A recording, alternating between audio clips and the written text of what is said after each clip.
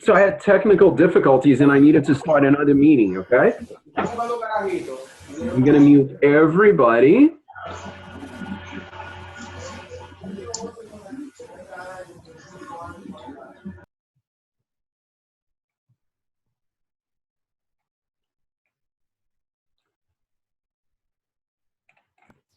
Yasmil, so why don't you tell people what we were doing just before I had technical difficulties, please?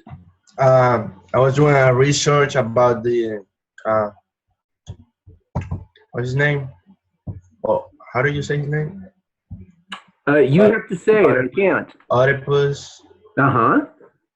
Um, we were supposed to do a research about him and take some notes.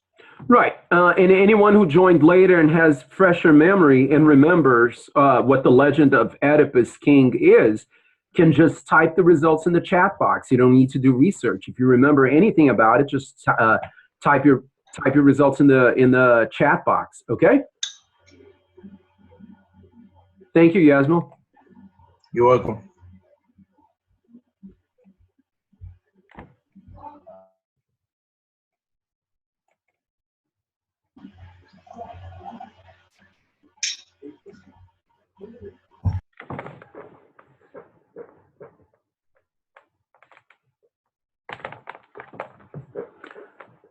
So I still need some results on the chat box about who Oedipus King was.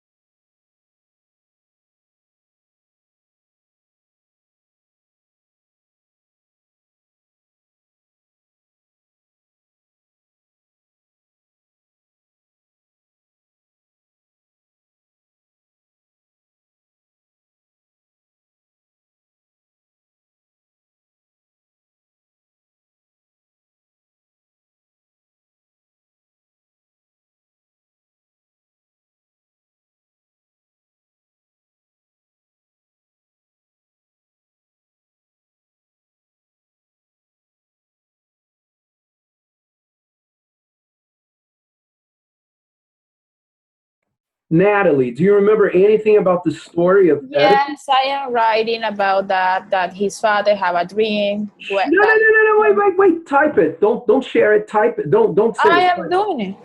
Huh? I am doing it. Oh, great. Type it on the chat box so people maybe will remember. Okay? Okay. Thank you.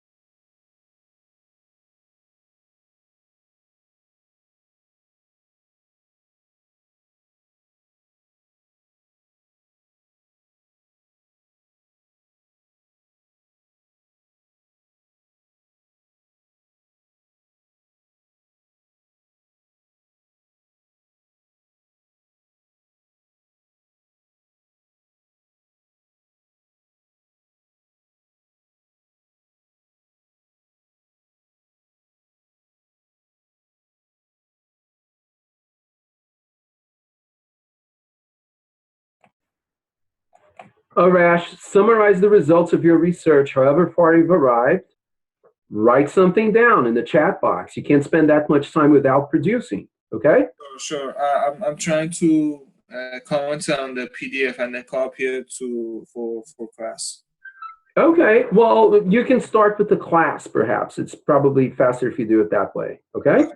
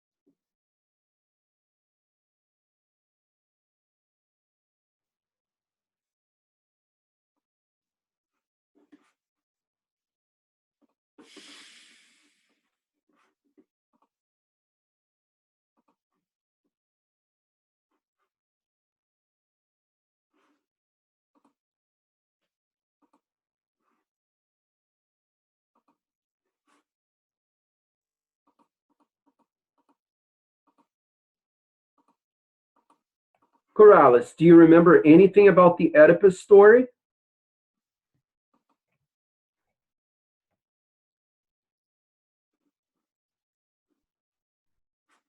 Oh,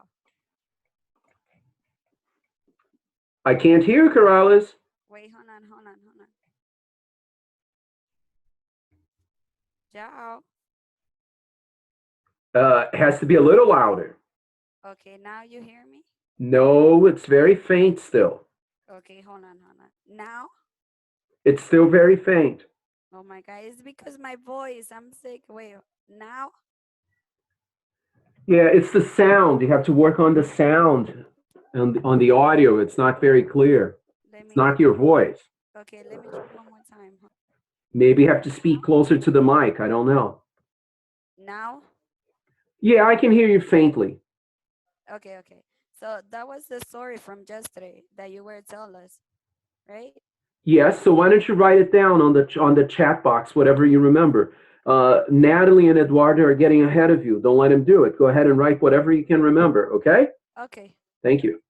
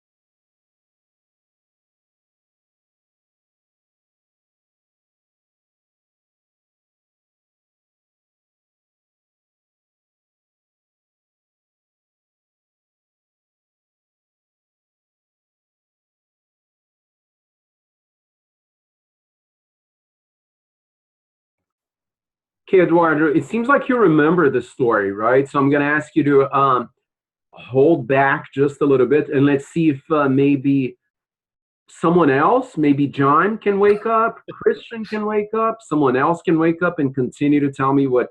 I getting fun writing. Huh? I getting fun writing. I know you're having fun writing, but Okay, I stop. but share it with me privately. I want to see if you remember. No, I don't want to write. You share it with me. Come on. No, You said I you're remember. having fun. Thank you.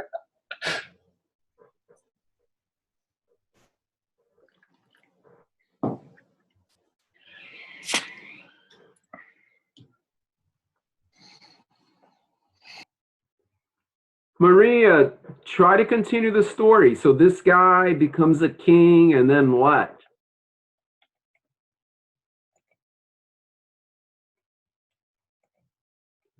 I'm sorry, not Maria, Maritza.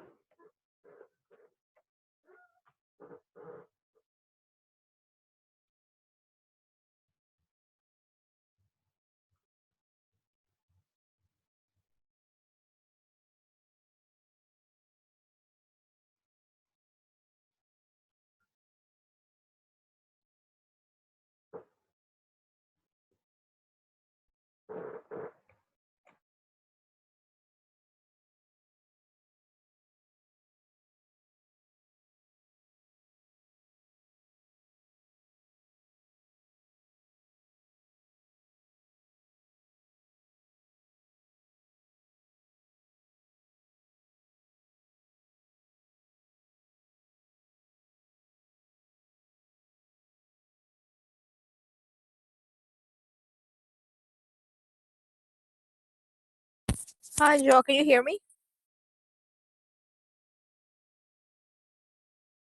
Yes, I can hear you, Elvia.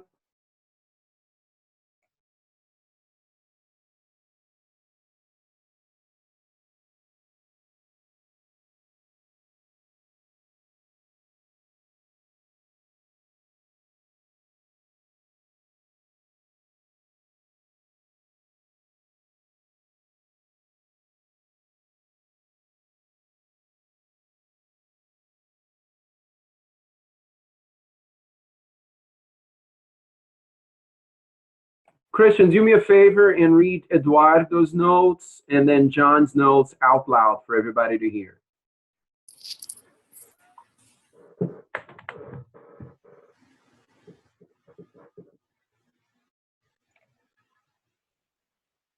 Christian, Sure. are you ready? I don't remember the rest of the story, so That's fine. I asked you to do something else. Let me ask you again. Please read Eduardo's notes, Natalie's notes. You can start with Natalie's notes. Basically, before Oedipus was born, read that, please. Yes. Go ahead, Christian. yeah, hold on, I'm doing that. Mm-hmm. I'm going to ask you to read them out loud because I don't think you were reading them. Oh, you want to read it out aloud though? Yes. Oh, okay. Sorry, I thought you say that. Just read it by yourself. By myself, sorry. Okay, I like someone took the body of someone took the body Now start with Natalie. Scroll up a little bit more. Yeah, I'm reading that one.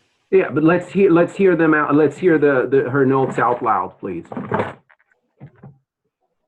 I'm saying someone took the body became. No, scroll up to Natalie at 5:15 p.m. Oh, okay.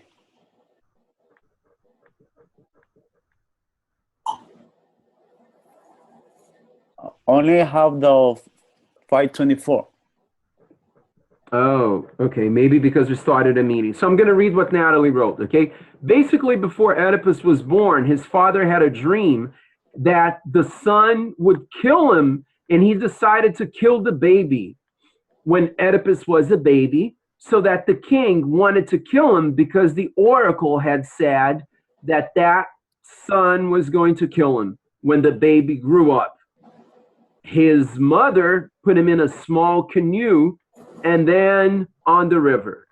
Now you can continue. Can you actually let's have Eduardo read his. Thank you, Christian. Go ahead, Eduardo, read it. At 5:18, you wrote then someone.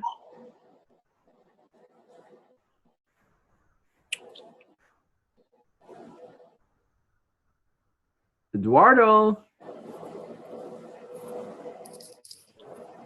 Okay, let's see if Eduardo is around. Yeah, he's unmuted. Eduardo, Yeah. can you find the Yeah. notes? You want me to tell the story, right? Yeah, I want you to read what you wrote because I'm having a feeling people were not reading the chat box, the chat feed.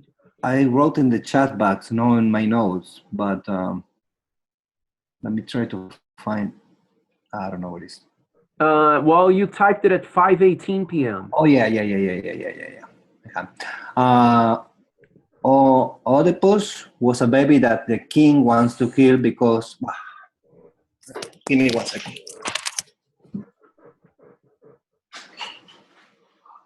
Yeah, Yeah, I'm listening. I can tell you the story. I remember completely. No, I know you do, and I appreciate that, Natalie. But I don't understand how come Christian and everybody else does not remember. I don't know what they were doing. Okay. So I'm gonna have you read your. Do you want to read Eduardo's part, Natalie? Sure. No, let Eduardo to read his story. Go ahead, Eduardo. And Okay, Eduardo, sorry. it's O-E, so we pronounce Oedipus with an E, okay? Oedipus. Oedipus. Yes, sir. So Oedipus, go ahead. Oedipus. Then somebody. Oedipus was a baby that the kings want to kill because the oracle say that it's going to kill him when the baby grows up. Her mother put him in a small canoe. Whose mother? Oedipus. So you have to say what's the word there? So what? His mother. His mother, yeah. Uh-huh. Put him in a small canoe Mm-hmm. and then on the river. Thank you. Okay. Hold 1 second before you go on. Okay. Arash, you had your hand up. Do you remember the story? Yes or no? Yes, yesterday I thought that the story that you told me it was like Moses because it was really similar to it. No, nothing related to Moses. Just the water and the canoe. Yeah, Okay? that's why. Yeah, but you should take notes when I tell you a story because obviously your memory is not favoring you very well. Okay? Yeah, no, but I know who's Oedipus. Like, what's the legend behind of it? Well, you thought it was Moses, and there's no connection there. So No, the water, and the baby, whatever. Okay, thanks. Let's let Eduardo continue. Continue, Eduardo.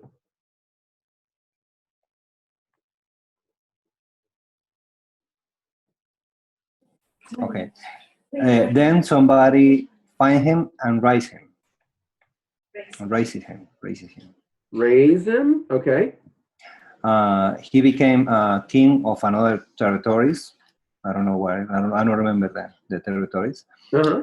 Then he tried to gain more territories.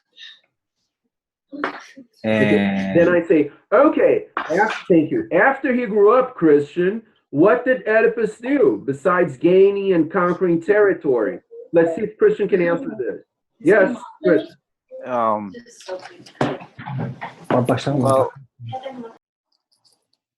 I'm not sure, Joe, because I don't remember exactly how entire story. So I'm gonna try to guess what he did. Cause No, that's okay. Thank you. I was hoping you could remember. Let's hear if Kaka remembers. Yes, Kaka. I think he killed his father. When he killed his father and he married his mother. When Right. he's married, and then he found out that the queen was his mother, and he got angry and popped his 2 eyes.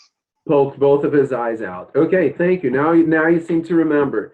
20 minutes ago you didn't. Maybe you remember now because people wrote, right? No. I wrote before, but it's dismissed. That's why I wrote before. Okay, whatever. Thank you. Let's hear what Elvia had to say. Yes, Elvia. Now I was gonna say what Kaka said, but earlier nobody mentioned about Well, I was thinking if they did, how the king went to a woman to find the future, and he saw that somebody was gonna kill him. What, so it wasn't really a woman, it was the oracle. Okay? Yeah, the oracle. Yeah. Right. We don't know that the oracle was a woman. The oracle, you know, it was like you went to a cave And I the say, cave spoke back to you. It was something like that. And then they told him that a king is gonna kill him. Good. Okay. So Okay. I say that. Thank you. and after that he found out his woman was pregnant. Perfect. Thank you. All right. So let's hear what Kaka, did you have anything to say, buddy? I share my notes on the church. Wow. Thank you so much. Thank you. Okay, guys, now that we seem to have warmed up, I'm going to go back to what I was doing, right? I am going to read this, and of course you can raise your hand as I go along. But as I read it the first time, I'm going to take a few notes, sort of like mimicking to you, sort of like showing to you what goes on in my mind, okay, inside my head as I read something. And the way that I want you to do is I want you to right away take notes, okay? So I'm going to start, okay? The Oedipus complex as an explanation of Hamlet's mystery, a study in motive. So the first note that I'm going to take is, I remember Oedipus. Oh, by the way, how do I take notes? First thing I do is I highlight the section, right? After I highlight it, let's do it again. After I highlight it, I right-click on it, and then I click on Open Pop-Up Notes. And therein, I can type whatever I want, okay? So I am going to delete this note and go back here. So the note that I started over here, this pop-up note was, I remember Oedipus from the Greek story discussed in class. He was a king who had been had been sent away by his father for fear that he would grow up to kill his own dad. Later, he marries his mother and kills his father as predicted. Good. So just one name gave me all of these notes, okay? This is very useful because later on, if you have to write an essay, you have some material to go. Now I go back to my reading. Okay, so the Oedipus complex. I don't know what complex means, but I'm going to keep going. The Oedipus complex as an explanation of Hamlet's mystery, a study in motive. Okay, so motive meaning motivation. So it's a study of the motivation for Hamlet's mystery. I don't know what mystery this is, so I'm going to take some notes here. I'm going to highlight mystery, and I'm going to say, let's see if I can right click, and then I'm going to open a pop-up note, and I'm going to write mystery. What mystery? There is no mystery in Hamlet. We know who killed the father already. We know who killed the father king. Anyways, all right. So I'm going to continue. I'm going to start reading. English-speaking psychologists have, as yet, paid relatively little attention to the study of genius and of artistic creativeness, at least so far as the method of analyzing in detail the life history of individual men of genius is concerned. Okay, so what the heck does this sentence mean? English-speaking psychologists, okay, so psychologists who speak English, so far have not paid a lot of attention to the study of genius. Genius means intelligence, right? Intelligence. So notice that in my notes, sometimes I just write the meaning of words, okay, to make it easier for me. And of artistic creativeness, okay, creativeness meaning how to be creative, at least so far as the method of analyzing in detail the life history of individual men of genius is concerned.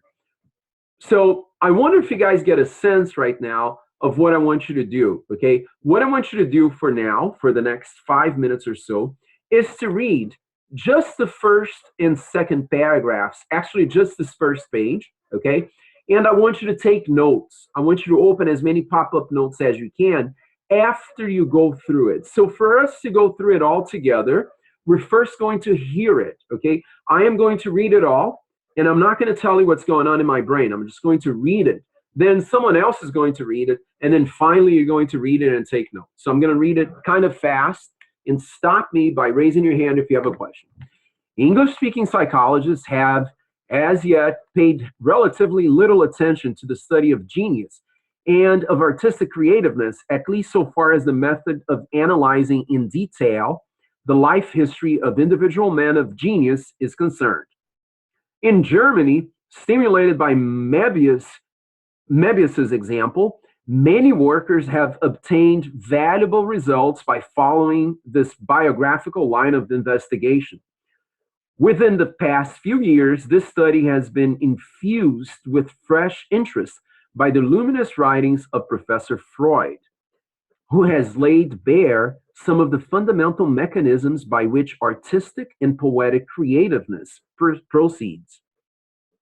He has shown that the main characteristics of these mechanisms are common to many apparently dissimilar mental processes, such as dreams, wit, psychoneurotic symptoms, and etc.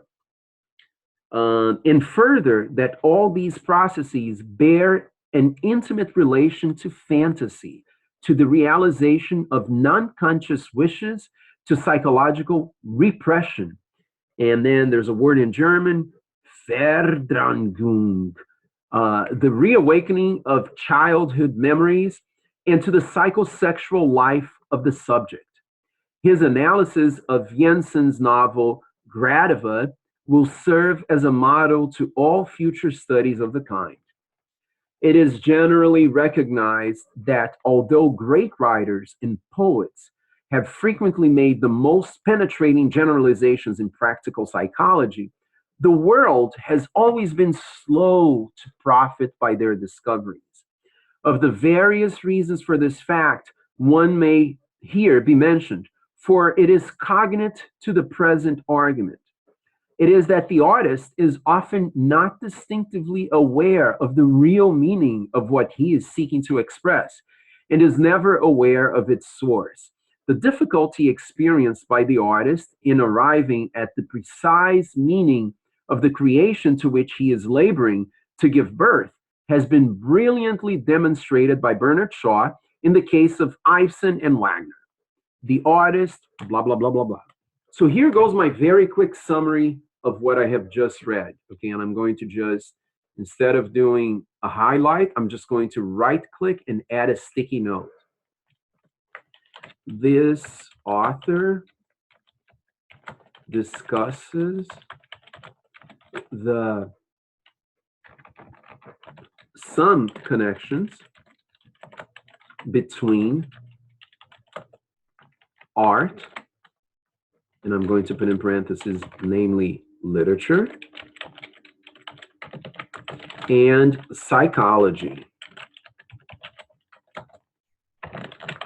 He talks about the possibility of, and I can't spell, obviously, possibility of using art to understand the mind. That's the general gist of what I got. Now, we're going to let someone else read, and then you're going to take notes as the person reads, okay? You can use the Cornell notes-taking template that I shared with you. It's not difficult to find it. If you go back to your email, you can find it. Let's see if everybody has it. Hold on one second. Arash, do you have your Cornell Yes, notes-taking template? Yes.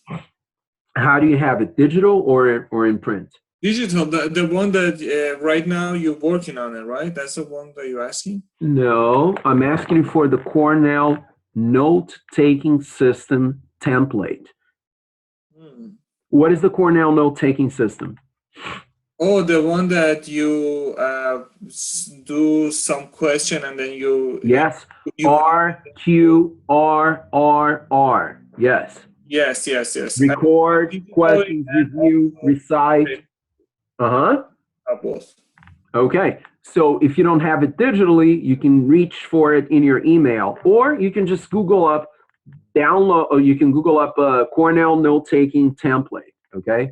Thank you. Let's see if Christian has it. Christian, Yeah, that how do you have it, Christian? the same as I say. Like you open the. Actually, you told me that early. You remember? So I did. No, that is not the question. Do you know what the Cornell note-taking template is? Yeah, like you did right now. I'm doing the same thing. That's not what I did. No, the note-taking template does not look like what you have on the screen. No. It is a whole bunch of lines with lines in the margin for you to take notes. Okay, I'll know that one. So you need to go back to your email and do what? Look for what? The email you sent me? Yes, you need to look for what in your email? An article? No, that's not what you need to look for. You need to look for, please pay attention and take notes as I speak, because I'm speaking 3 times and you're not getting it.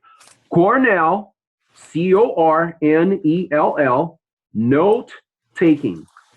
Look for that in your email, okay? Thank you. Corrales, what is the Cornell note taking system? It's a bunch of lines where you can take notes. Mm-hmm. And do you have that in front of you? No, I'm looking for it. Okay, so I gave you some printouts. If you don't have the printouts, you can either go to your email and write down, you can search in your Gmail, you can search for Cornell note-taking template, or you can search under Google and print out a fresh one, okay? Okay. Thank you. Eduardo, what's the Cornell note-taking system? This.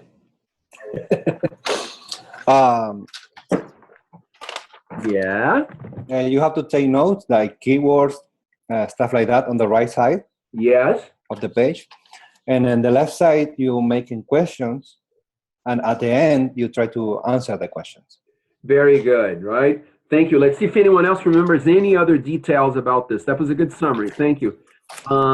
Let's see if Elvia remembers anything about the Cornell note-taking system. Of course I do. I have it in front of me. And what do you remember from it, Elvia? I remember you have 2 columns. One of them is for like you can reflect, review, and ask questions. Beautiful. What else? And the other and the other side where it says note taking, that's when you like take notes, like you can put vocabularies that you don't know. Excellent. Okay, very good. So you remember it. Okay, thank you. Thank you. Let's go to John. John, do you remember the Cornell note-taking system? John. Yes. What do you remember about the Cornell note-taking system? And turn up your volume. All right. I cannot, sorry. Okay. John, are you awake? No. You're not awake? Yes. Okay, so if you're not awake, I cannot mark you present, okay? So you need to wake up, all right? Yes. Thank you. Kaka, what do you remember about the note-taking system? The Cornell note-taking system? You have to take the idea, the most important idea, and after you have to make a question. Not a question. Where do you write the questions? Where do you write the notes? The note, you have to write the middle of the page because the page is divided by two parts. Right. So the small part, you take notes, right? The small, the big part you take the note. The small part you giving the for example, one sentence there. which can summarize your ideas, and after the other side, you have to ask questions. Very good. You can write the questions down. Good job. Thank you, Kaka. Do you have your Cornell note-taking template with you? Yeah, I have it, but I don't have no space here. I'm trying to create one by myself. Okay, very well, very well. If I could suggest, you can download one by Googling up the following: Cornell note-taking template. TEMPLATE. All right. Okay. Thank you. Maria, do you have your Cornell note-taking template? Yes, I do. How do you have it? Because you gave us one in class. No, sorry, I meant like in which format do you have it? Like the printout? Oh, yes, the one that you gave us in school. Very good. I also gave it to you digitally, okay, in your email, okay? Okay, all right. Thank you. And you, Maritza? Yes. Maritza, Yes. turn up the volume. Tell us. Tell us what, teacher. Which format do you have? I have the printer that you get. The printout. That works. Thank you. And you, Natalie? The printout, yeah. Okay. Do you know how to find the digital version? Yeah, this is a stupid question. Sorry to say, I swear. Okay. Well, it's offensive if you tell your teacher that it's a stupid question, especially to your classmates. You said that, can I tell you how many students we had? 13. And you said the same 13 times. Well, until Be people can tell me respectful, what it Natalie. is. Be respectful with the teacher, okay? Yes, she needs to be more respectful. I Sorry, agree. my apologies. No problem. All right, let's Not go to everybody Sam. has the same memory as you. Not accepted. Not accepted. Sam. Yes, sir. Yes. What format do you have?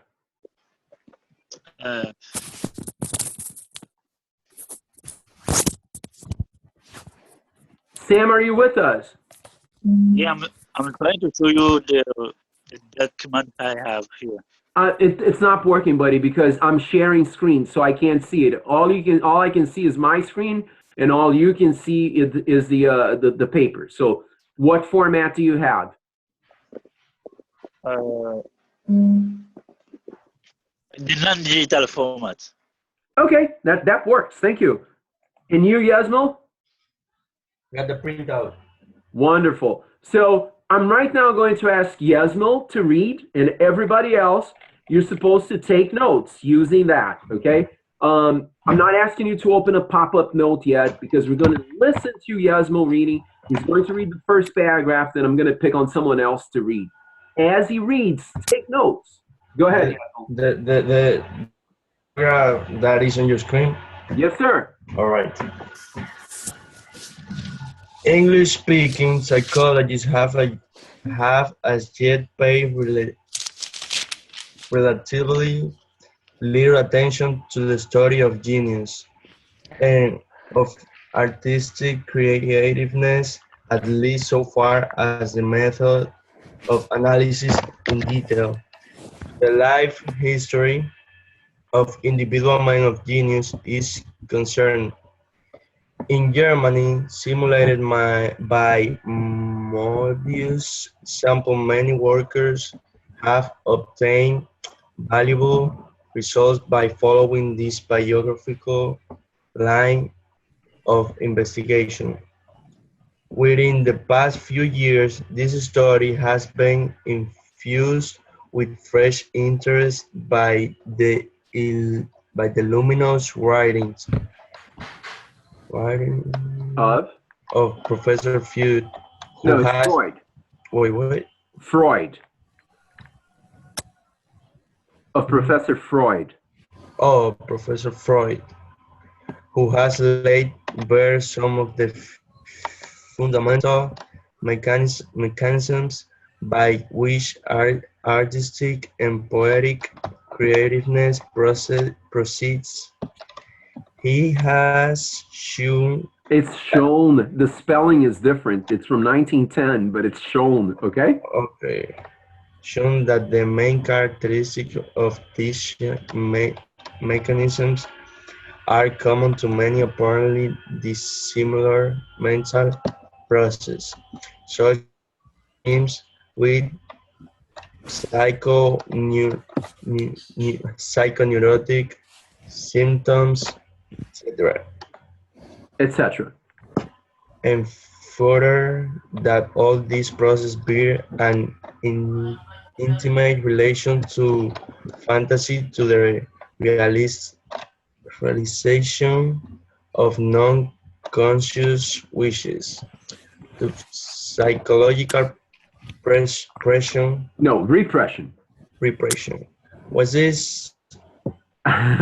It's the word in German, and we don't have to read it. Oh, all right. To the awakening of childhood memories and to the psychosexual life of the subject. Analysis of Jensen's novel Gradiva will serve as model to all future studies of the kind. Thank you. That was very nice, Yasmo. I'm going to ask you and everybody else to take some notes, whatever notes you can on just this first paragraph. All right. Perhaps notes that summarize what you understood of it.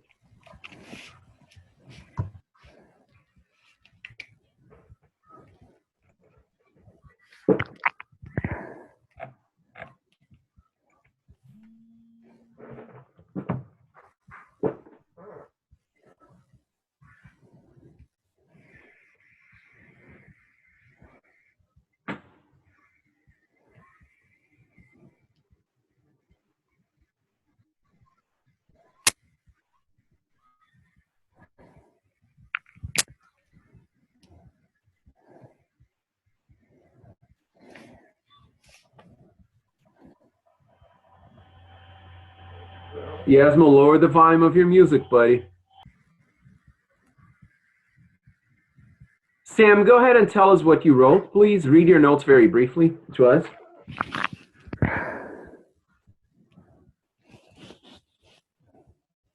I'm not yet ready. Pardon me, Sam? I'm not yet ready. Okay. I was looking for partial notes in just about one sentence, okay? No. Natalie, go ahead and share your notes with us. Tell us. Why you pick on me? Just because you're next online, actually, but go ahead. I don't have a lot of notes because I don't understand that kind of side. Oh, it's difficult. Yes, it is difficult, especially the language, but the ideas are not difficult. It's just the language because it was written in 1910, more than 100 years ago. Mm-hmm. But I'm trying to figure out to write my notes. I'm reading it like by myself, like my. Right. So far, what's your understanding? What did you write? I don't want to say it. Well, it's important for us to know what you have written so far. That's why I picked on you, but we can't waste a lot of time. Just tell us what you wrote. No, because I'm confused. Tell us your confusion, Natalie. This is what we're working with. You're making us waste time. Just tell us what you wrote. No, I will not. Okay. Natalie, it's becoming a little problematic that I ask you to do things and you don't do them in class. I'm telling you formally this, okay? Thank you. And maybe we need to meet at another time and figure out ways that you can be more cooperative in class because it's not working out. Okay. Marissa, what have you written so far? What I understand? Yes, please. What did you write? I put this article is discussing the. Wait, I can barely hear you.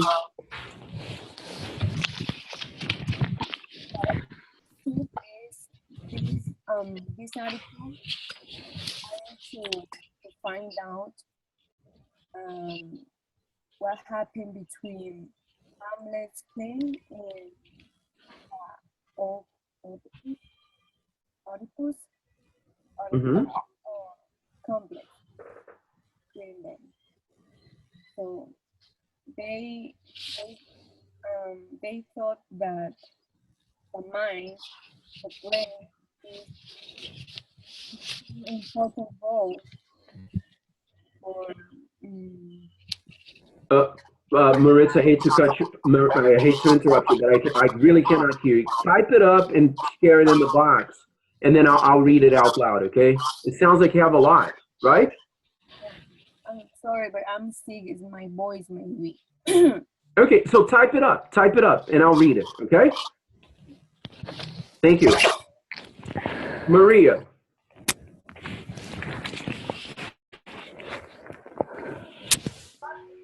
Maria? All right, I'll move to Kaka. Kaka? Yeah. I understand that the English psychologists are paying attention to the intelligence and creative of the art. Mm-hmm. And also is some people, some workers are getting more value. Well, you're reading from the text. Some workers. What does workers mean? No, I'll write my thing, but the words are the words are difficult to read. Workers doesn't mean workers in this case. It means people who work in literature. Okay. Yeah. Okay. They're getting more value by following this idea. What idea? About the intelligence of artists. You're getting very close to the meaning, Kaka. You're very close. Anything else? That's a good summary. Yeah, I just get this. That's pretty good. That's pretty good. You're going to have a better understanding soon, okay? Thank you. John, did you take any notes? I'm confused, so I didn't yet. Your job was to listen to what Yasmin was reading and then take notes. If you're confused, your notes can help you later. It's good to have confused notes, okay? Yeah. I know what should I do, but the paragraph is difficult, I think so. If it's difficult, it's even better for notes because later on you can write a good essay about what you don't understand, as long as you can explain it. Do you understand? Yes, I understand. Okay, so you need to take notes in the next paragraph, all right? Okay. Elvia, what did you write? All right. What I have on my paper is that some English speaking psychologists, they're trying to like grab the attention of people. No, wait. Of what people like they're trying to find people history. Mm-hmm. For them to find out like of the past. Mm-hmm. Like why do they remember stuff like that? That's what I kind of got from that passage. I don't know if it's right. No, you got only part of it. It's not that it's right or wrong, but did you hear what Kaka said before?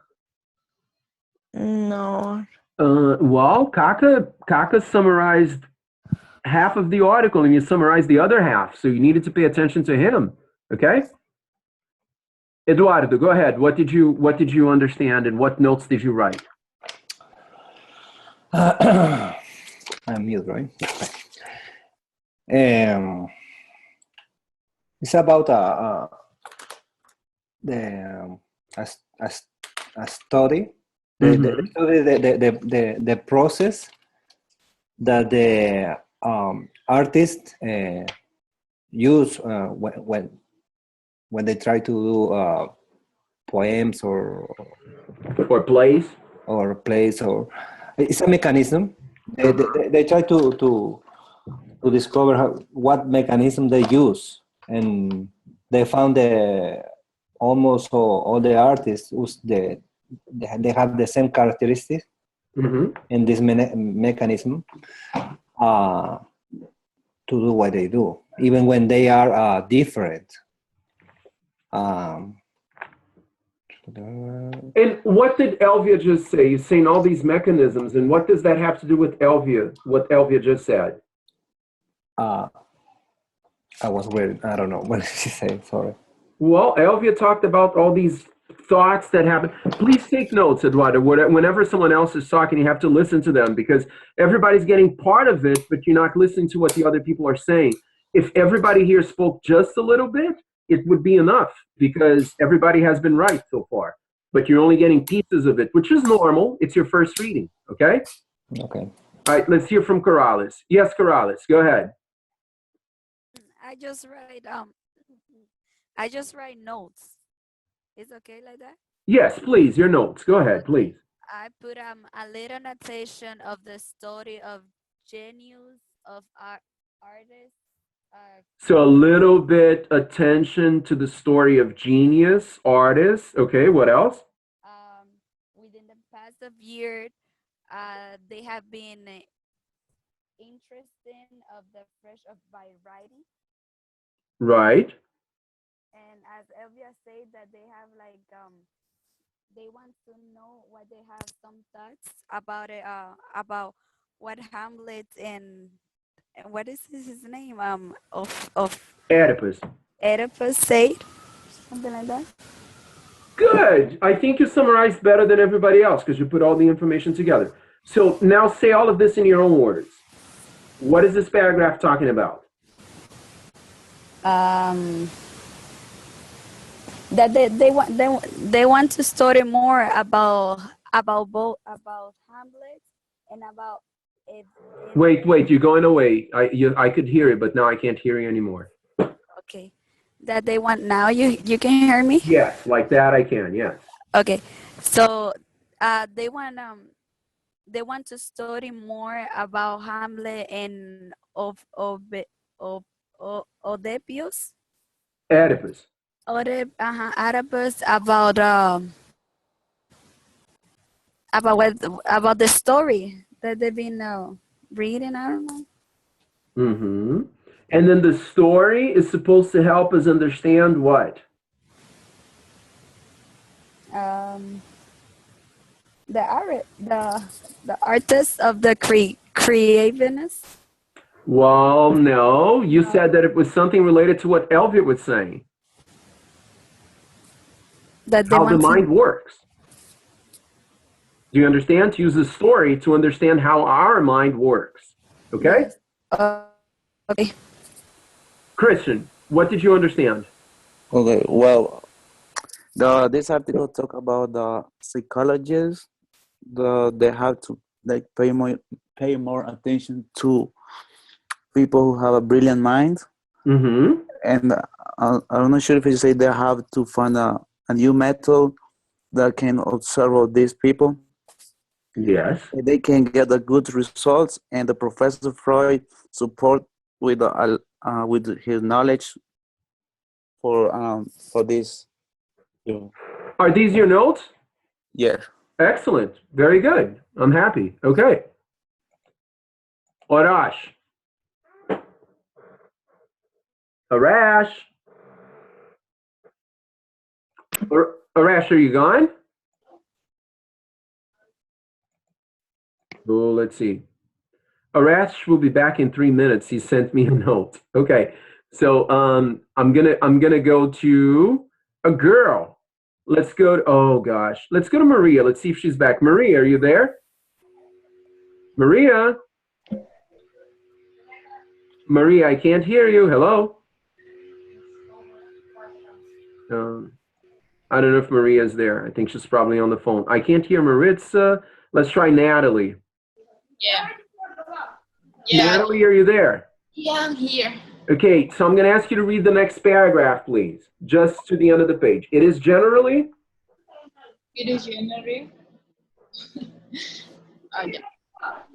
recognized that although great writers and poets have frequently made the most penetrating generalizations in practical psychology, the world has always been slow to profit by their discoveries. Of the various reasons for this fact, one may there be mentioned. May here be mentioned. Okay, may here be mentioned. For it is, I don't see. Cognate? Yeah, I cannot see because you have something there. To the present argument. It is that the artist is often more not distinctly aware of the real meaning of what he is seeking to express, and it is never aware of its sources. The difficulty experiences by the artist in arriving at the precise meaning of the creation to which that in arriving in the precise meaning of the creation to which that, oh my god, which is how to say that? Laboring. Library. No, laboring. Laboring. Laboring means working, okay? Working? Yeah.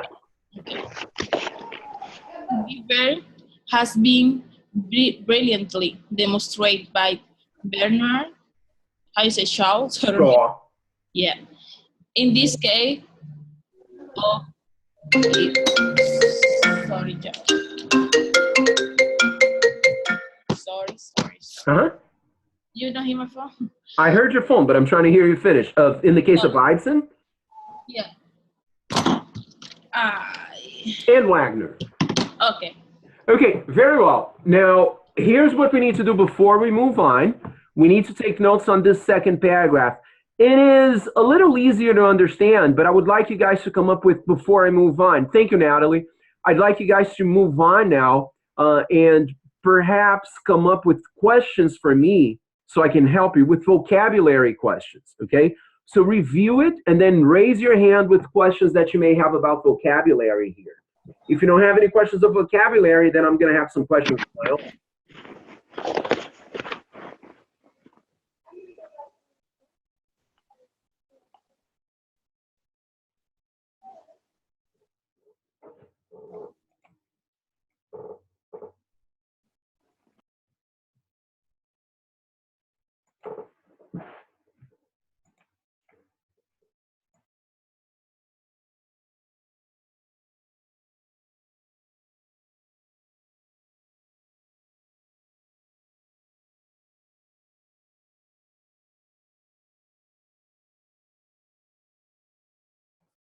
Any questions about any words? Raise your hand.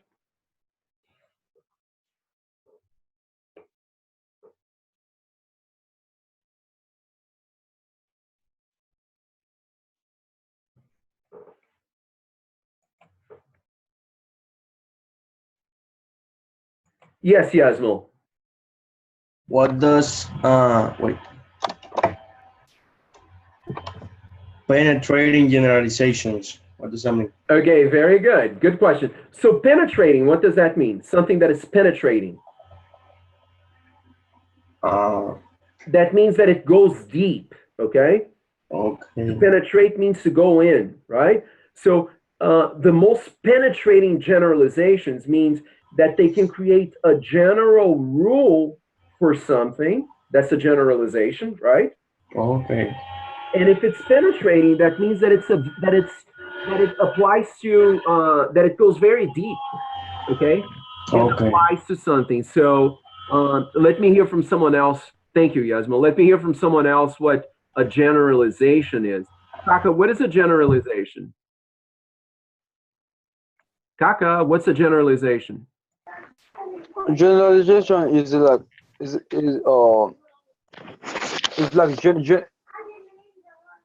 it's like hierarchy or hierarchy, I don't know. You don't know. Okay, no problem. Not like what?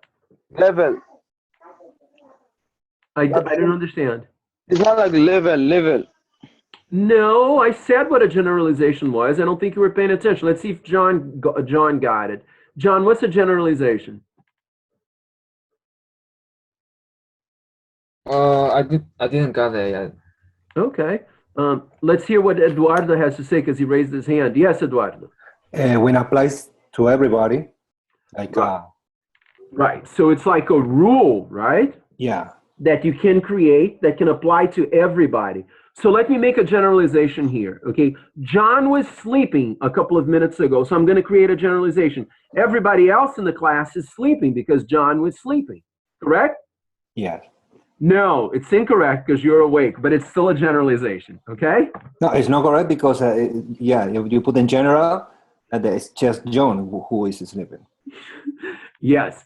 So in this case, I generalized. Okay. Now, Yasmil asked me about a penetrating generalization. That means a generalization that goes really deep. Okay. Now, the question I have before we go back to the text is this: where are these generalizations coming from? In my case, Yasmil, I made a generalization based on the fact that John was asleep. But in the text, Yasmil, where are the generalizations coming from? How did they make these generalizations? What is the source? Anybody else? You can raise your hand.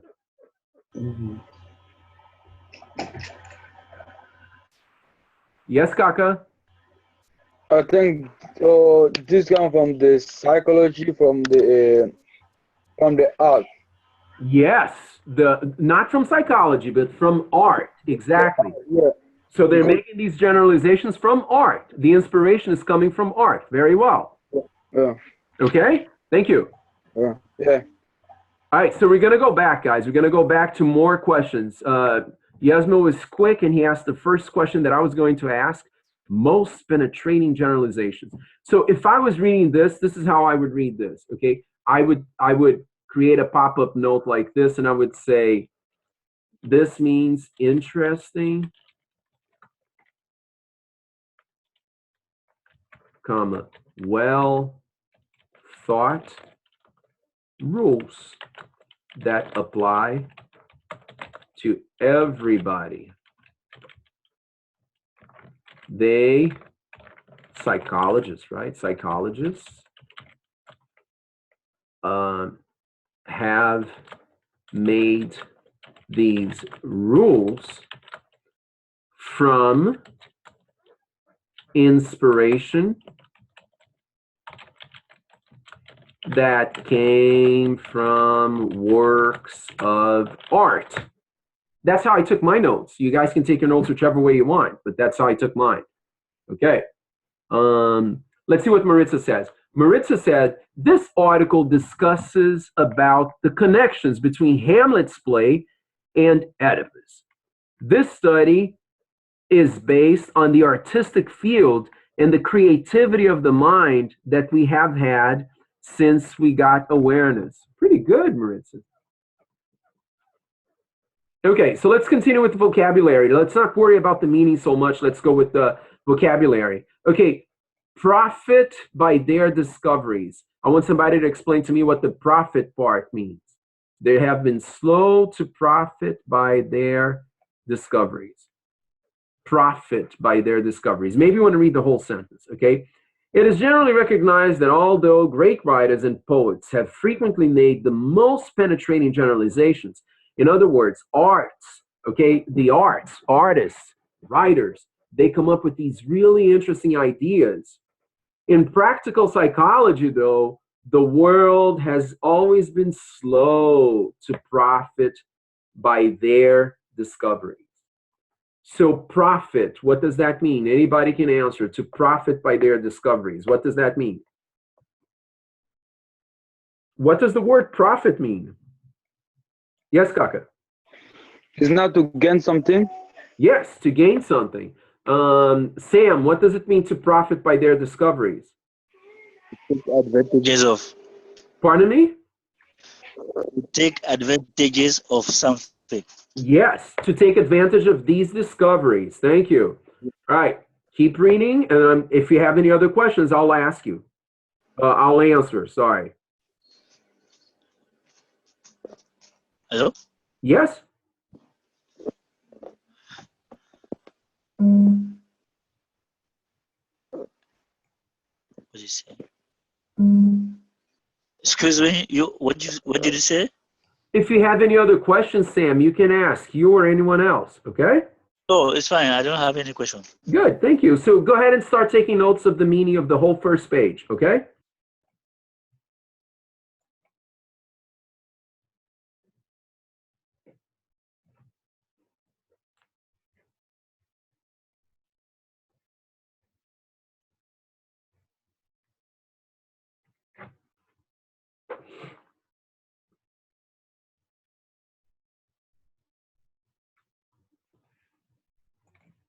What does the word brilliantly mean? It's highlighted brilliantly. What does that mean?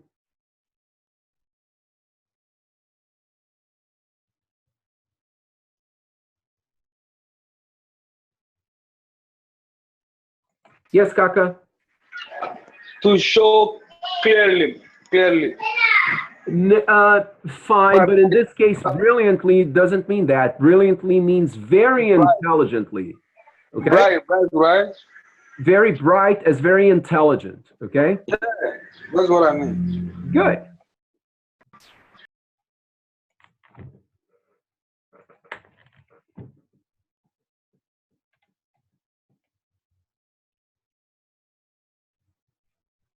All right, so here's what we're going to do. Group one. Who is in group one? Raise your hand. Who was sitting in group one yesterday? Eduardo? Who was at your table? It's, Natalie. Natalie? Who else? Yasma and me. Yasmo? And you? That's it? Yeah. Okay, so you guys are responsible for the first paragraph. Okay, and with you, I'm going to include Sam. He's going to be your guest, okay, because he belongs to the Cat W group, but he's going to be a guest, okay? Okay. So you guys are responsible for explaining to everybody in words, okay, the meaning of this first paragraph. It's difficult, but we've talked about it a little bit. Let's just see who is in this group. So it's Natalie, Yasmo, and Corrales. Sam. Pardon? Yes. Pardon? Corrales. And Corrales. Okay, plus Sam, so it's 5 people. Okay, so it's not going to be hard. Let me make a suggestion. You guys can perhaps divide it by, since it's 5 people in about 12 sentences, divide 12 by 5. But it's up to you. It doesn't matter how you're going to do it. So what you guys need to do is you need to create a Google Doc, okay? And then do this conversation. Maritza, what about you? Maritza, relax. I will put you in another group.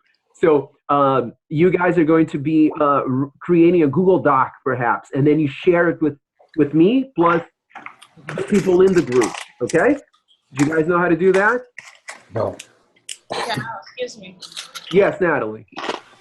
What we're going to the first paragraph or the second? Just explain the first paragraph, but explain it well so that the rest of the class can understand. Okay?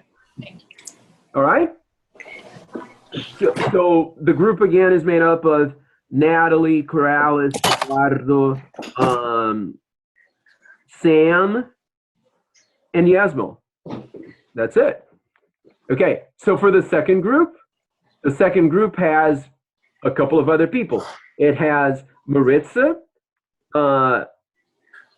Maria, Kaka, John, and Elvia.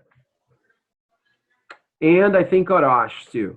Okay, you guys have to explain the second paragraph, the one I just highlighted. So let me ask Maria. Let's see if she's around. Maria, are you around at all?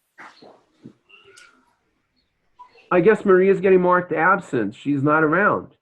Okay, let's ask John. John, how are you going to collaborate with your classmates to explain this with the people in your group, in group 2?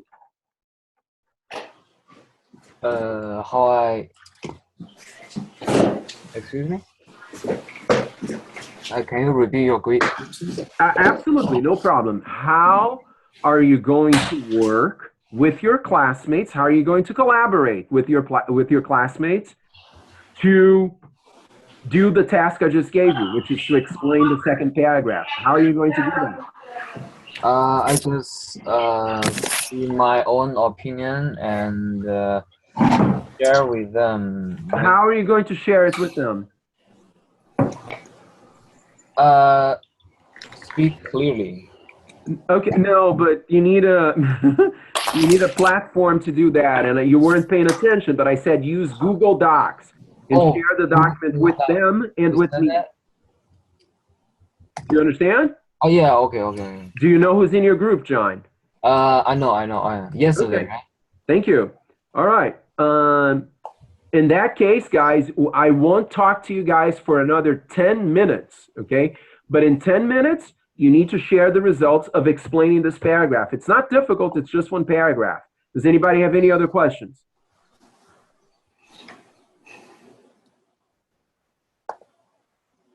Very well. Elvia, do you understand what you have to do? Sí, por eso. Elvia? Do you understand what you need to do, Elvia? Okay. Yes.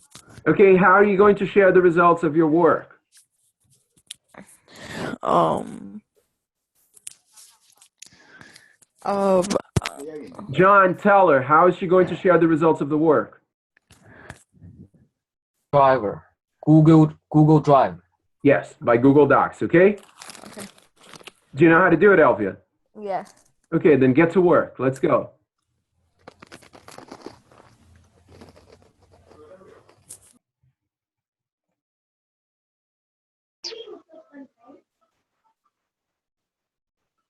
Yo.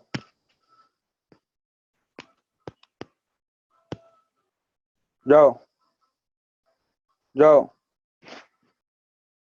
Yo. Yes, I'm listening. Go ahead. Sorry. Okay, so when we do that, so we have to add everything together. Everybody's answer together and send to you, or to Yeah, share. it's very simple, Kaka. You go, let's say you create a document right now. You can be the leader of your group. So you create a document and then you share it with me, with Maria G, with John, and with Elvia, right? Yeah. And then, and I think with Arash and Christian too, with Arash and Christian. And Oh, then, they belong to our group too? what's that? They belong to our group? Yes, he does. They do. Yes. Okay. So you share it with them, then these people will get the invitation. They can work on it at the same time as you. That's the beauty of Google Docs, okay? Okay. Good question. Thank you. You're welcome. Thank you. Joao. Yes, Christian. No, it's Eduardo. Yes, Eduardo. Yeah, I just make and share the Google Doc. So to let you know. You need to share it. If you share it with me, let me open my Google. Did you share it with me now? With you, Natalie, Jasmine, and beautiful. So let me go into my email real quick. Okay, let me stop sharing the screen and go to Google Docs. Let me see. Eduardo, first paragraph, invitation to edit. So I'm on it. Let me share the screen. Stop share, and then, oops, now I see you. Hold on 1 second. Okay, now everybody's going to see your first paragraph. So tell me if you can see on your screen, on your Google Docs screen, what I'm typing, which is complete nonsense. Yes. So there you go. So Elvia can do the same. No, not Elvia. She's not in your group. And I see that you're online, but I don't see Natalie or anybody else yet. What are you doing? You're editing what I'm writing? There you go. You're saying hello. Good. All right, so everybody can collaborate. Got it? Okay. I hope everybody else understood it too. Thank you. Oh, I see Eduardo is on, and I see Yasmil on. He's there. He's on. But I don't see the other people yet. Okay? Okay. Good job. Get to it.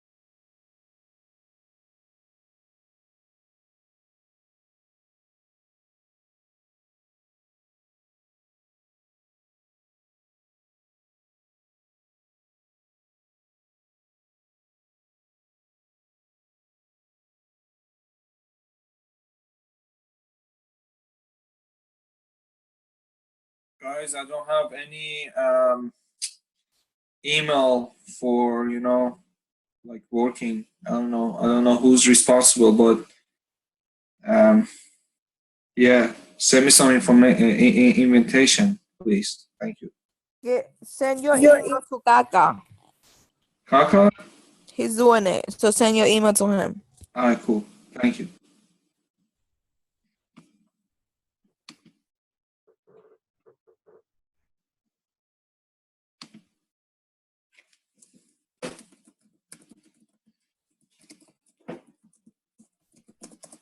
Elvie, I believe that if you're in the same group, you can also invite Arash. But anyways, if Kaka started it, he should probably do it.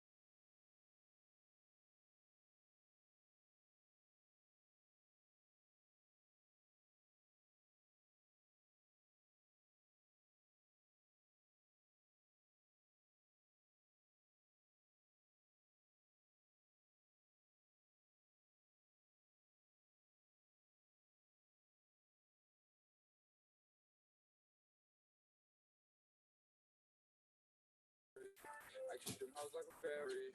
My hair be red like a cherry. All of them niggas.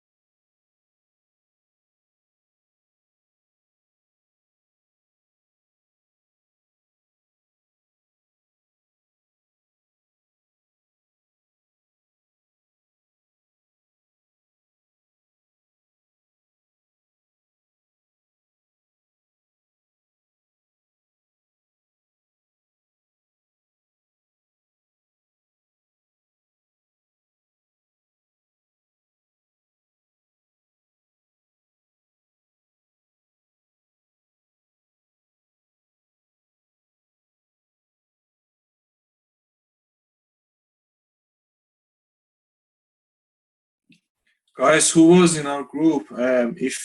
Because we have only Kaka and Elvia. If anyone else wants to come. I think John is one of them, and also Catherine. Catherine is not here. Maritza, I guess. Please let me know. Thank you.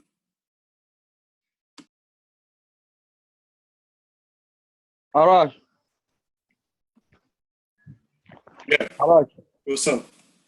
Oh, so I need Krishna's email and Maria. You don't have you just go to invite people and then type Maria. This is Maria, and then Chris. It'll come up because Gmail already recognizes you. Remember, I have sent you emails that go to everybody. You look at the addresses, Kaka. Okay? Okay. By the way, write your answer. That's it. All right. Write your answer on it. 'Cause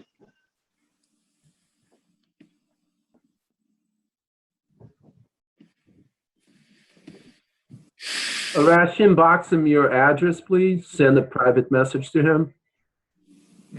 I did.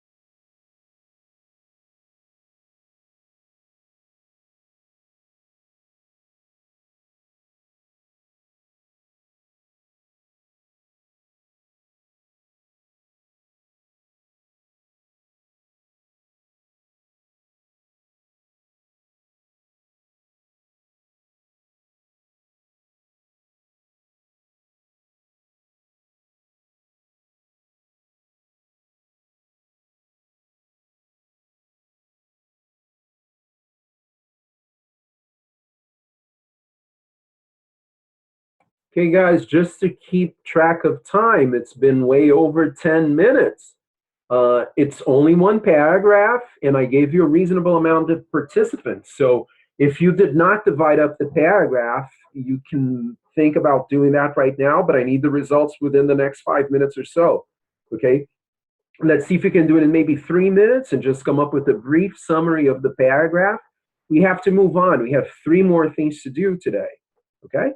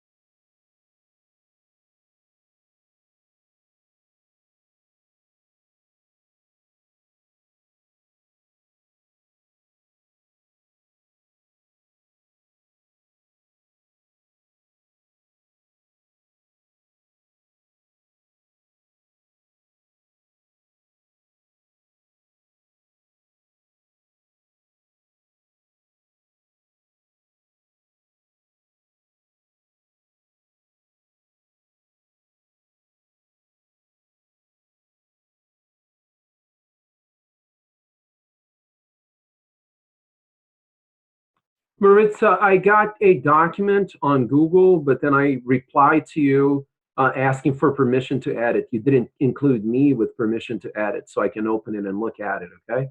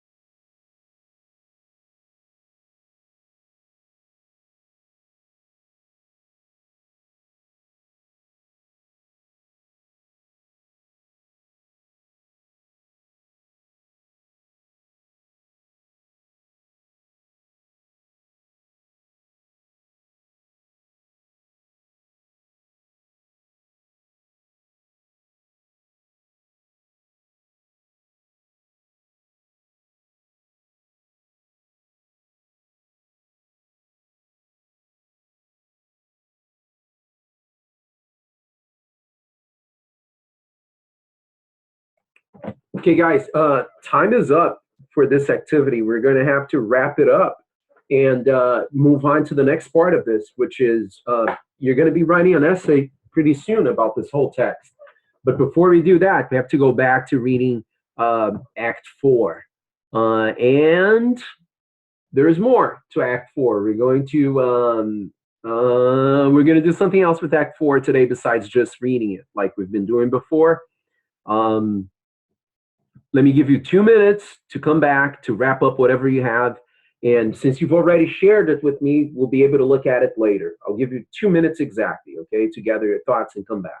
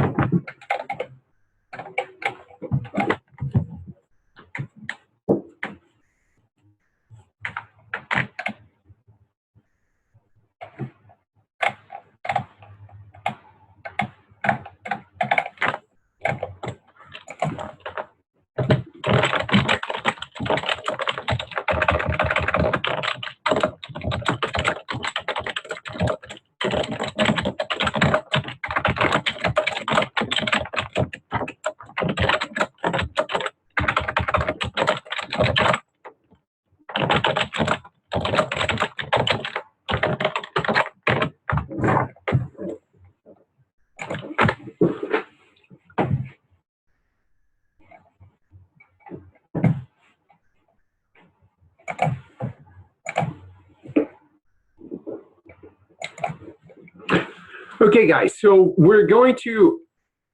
Oh, I don't even know if I'm talking. Hold on one second. No, I'm talking. Okay. We're going to go back to, we're going to go to the play. We're going to go to Act 4. And here's what we're going to do with Act 4. Stop writing for now. I'm going to stop sharing the screen. And what we're going to do right now with, I hope you guys can see my image. Do you guys see video of me? Does everybody see video of me?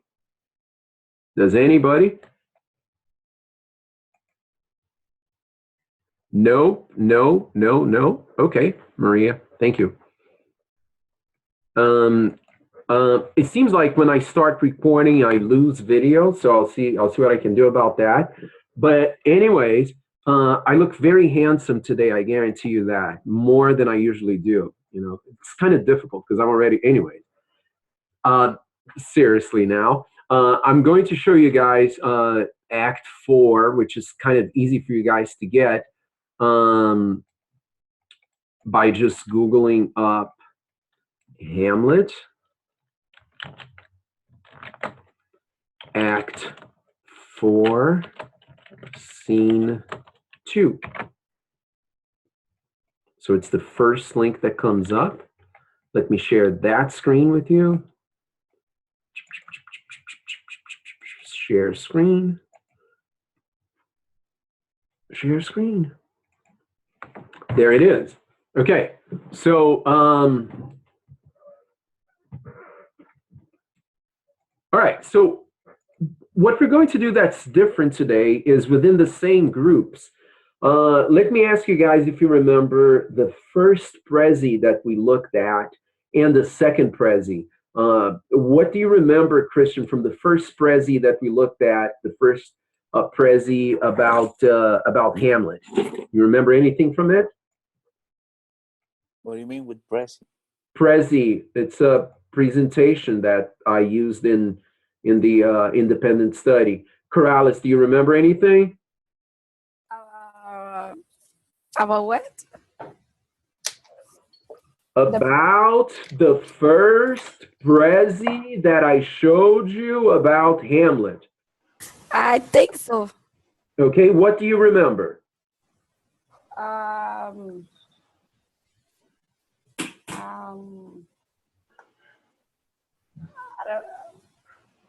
Okay, I don't know.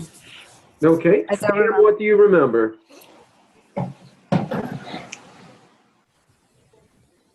John? Eduardo? Elvia? Kaka? Yeah. Yeah, Joe. Answer Yeah, my Joe. question. The first praise, you mean the video that you showed to us last time? Uh-huh. The video which happened in America, United States. The guy went to the supermarket. Right. And he was sitting by himself and write a poem. Oh, no. That was a video. That was not the Prezi. The first Prezi, that was just when we watched the movie. The first Prezi that I showed you was the tweeting Prezi. Does anybody remember that one? Oh, yeah. What do you remember about it, Elvia? Oh, I don't remember. Okay, you said, oh, yeah. Then No, it what wasn't did me, you it was remember? Corrales. Huh? It wasn't me, it was Corrales. Okay, Corrales, what do you remember? About the tweeting thing? Yeah. Oh, that the guy, I don't know if it was a guy or a girl, but the guy was he was sending like, oh, my father died or killed, and then we had to tweet something like that, right? Right. So you think it was a guy or a girl whose father got killed? I mean, he was talking about the Hamlet, I think. So it was Yeah. a guy. It was a So guy. it was a boy. Exactly. Yeah. So yes, not girl, guy. Thank you. Okay, so you were supposed to tweet your reaction. Elvia, do you remember that now? Elvia. Okay, let's try Natalie. Natalie, do you remember that Prezi about the tweeting? Yeah, I do. What do you remember? That's well, I kind of get confused in the first because I don't know it was that, but then I catch up that was about talking about the story of Hamlet. Mm-hmm. But kind of got us and not the people. Wait a second. I'm going to try to mute everybody else and then listen to you. Hold on 1 second. One more time, Natalie. What do you remember? It's kind of like they brought up like it was from another person, like happened the same. Like, Right. That's, Right, exactly. So I'm trying to have you guys remember this because I'm going to have you create something similar for Act 4, Scene 2, okay?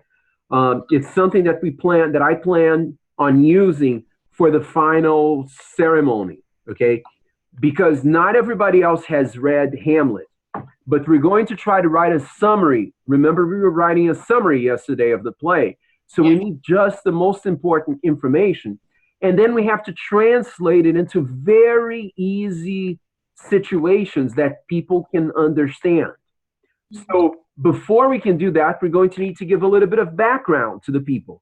So in the old Prezi that we had, it showed a picture of a guy who was going to college. So they went to Google Images and saw the image of a college kid.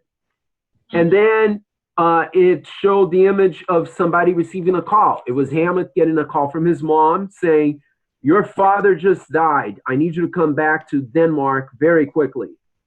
So what would your reaction be if you got a call from your mom saying that your dad had died and so on? And then you guys tweeted a couple of things, remember? Yeah. Okay, thank you. So we're going to do something similar with Act 4, Scene 2.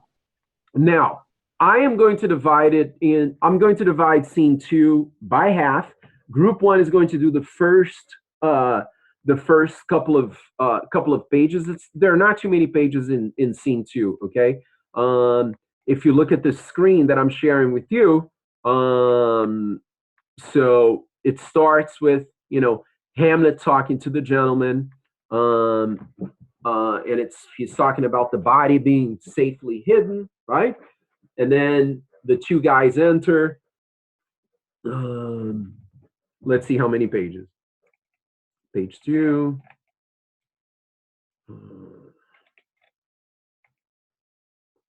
Okay, page 2. Page 3. Oh, I'm already up to Scene 3. So it's just 3 pages. Yeah, it's just 2 pages. You guys can do the first page. Group 1 can do the first page, and then Group 2 can do the second page. Okay, here's what I want you guys to do. I want you guys to first off come up with an easy summary of that part of the text, right? We're going to do the following. You're going to read it. Okay, one person at a time is going to read it. I need everybody to stay super quiet so that we don't have a lot of noise in the background. Yes, there you go. It's more than 1 page. It's more than 2 pages. Page 2.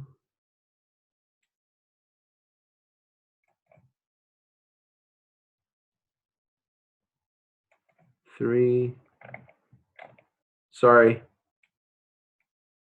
So it's 4 pages, so we can divide it into 2. Okay. All right. So I'm going to have people read it, so everybody else should stay quiet, okay, as we go.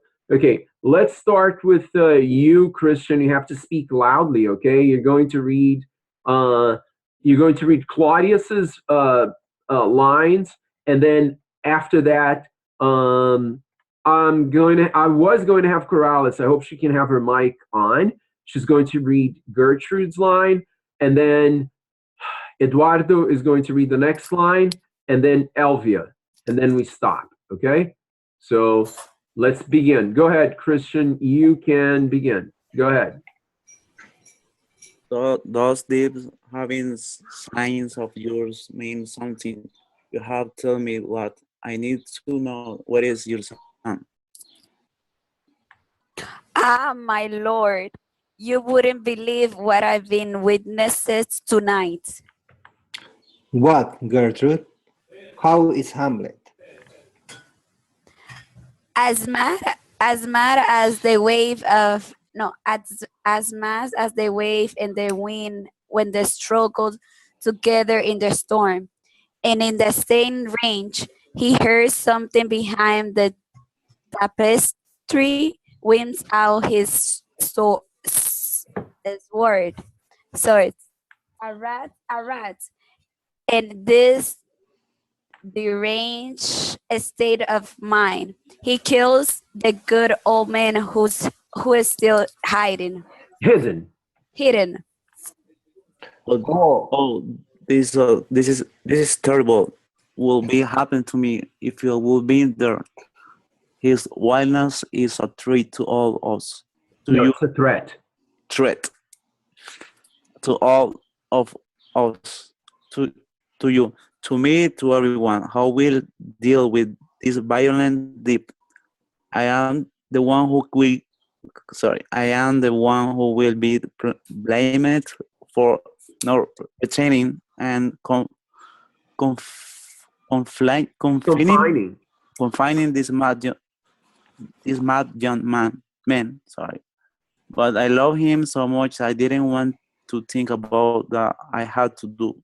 So I like someone suffering from a nasty disease who refused to divulgate, to divulge his condition and less infect to him.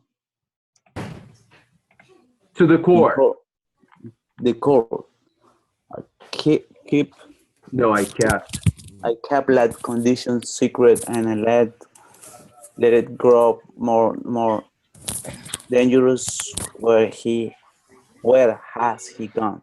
Thank you. Now Gertrude is going to be Natalie, Claudius is going to be Kaka, and then Rosencrantz is going to be Eduardo. Can I read? Yeah, and Elvia, you're going to be the next character that comes up after that. So go ahead. Gertrude is Natalie. Go ahead, Natalie.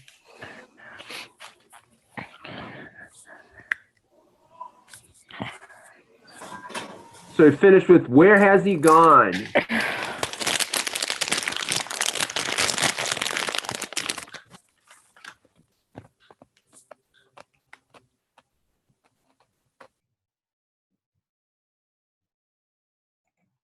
Natalie, I can't hear you. Let's go. It was a lot of noise. Okay, so go ahead. Okay. To remove the corpse, how you say that, Joe? Corpse. What does it mean? A dead body. Dead body. Okay, got it. To remove the corpse of the man he killed. His madness allowed oh my God, sorry. The glimmering of morality to shine through like a vein of gold in shock of coal. I don't understand that, but okay. He weeps for what he has done. No, he weeps. In what? Weeps. Weeps, yes. To weep means to cry, okay? To regret, okay? I got it. Okay, so do you know what coal is? No. Coal is something that you burn when you barbecue. I know. Like what you put in the hookah too. I got it. Okay, so you put it in the hookah too. There you go. So read it again for you to understand. She's saying. I understand now. You do? Yes. Then explain to me in simple terms, because the language, I don't know which one is harder, on the left or on the right. So explain. I like the book though. No, but go ahead, explain. What does this mean? Okay, I will explain to you. Let me. I don't know how I want you to explain. I understand, y'all. Believe me. No, but I want the other people to come into the discussion. Tell us your understanding. Okay, let me read it by myself. Okay, like like all the bad things that he had don't even let him see well. I don't know how to explain. So she's saying, okay, where has he gone? And then she said, Light my morning to shine through, like a being. Okay. Uh-huh. so Claudius asked, where's the boy? Where did he go? Where has he gone? Mhm. And then she said, he went to remove the body of the man that he killed, Yeah. right? Yes. And his madness, Allow. always a glimmering of morality to shine through. Mm-hmm. Okay, a glimmering is like a bright light. Okay, so a bright light of morality to shine through. Okay, so that's how his madness is. Yes. Like a vein of gold, like a little line of gold in a chunk, in a piece of charcoal, of coal. I don't 8 understand. weeks for what he has done. You know the band that you say like a vein of gold in a chunk of gold. I don't understand that. Oh, okay, so everything else in his character, because of madness, is really dark, like coal, right? Got it? Yeah, I got it now. And then there is a vein of gold, just like a small vein in your arm, like a little line of gold. What is that? What is the gold? I don't understand your question, Yao. I don't. Okay, so I understand the meaning of this the first time that you say. So no, so we're using comparison here, right? There's a metaphor with the coal being his madness, Yeah. the dark part. And what about the gold? Being of God in chunk. Maybe the like being like a being of God in the like the goes like the little good things that he has, maybe. The morality, yes, the morality. So there's a little bit of morality, like when you know that you did something wrong, that means you're moral, right? If you kill somebody, got it? Yeah. So she's saying that there's very little of him that is still normal, but he's pretty far gone. He's gone pretty mad, is what she thinks. All right? Yeah. Good. It's good that we discuss it. If you don't understand something, it's good that we discuss it. But now you're going to read it again. And yeah. Just read your line, and then wait a second. Then I think it's Eduardo, right? No. Yeah, Eduardo, you're going to be who? Eduardo. Yes, Eduardo is going to read the next, and then Elvia, and then John. Okay, go ahead. Okay. To remove the corpse of the man that he killed, his madness allowed the glimmering relief to shine through, like a vein of gold in some of coal. I don't know how you say that. Cool. Yeah, he's with for what he has done.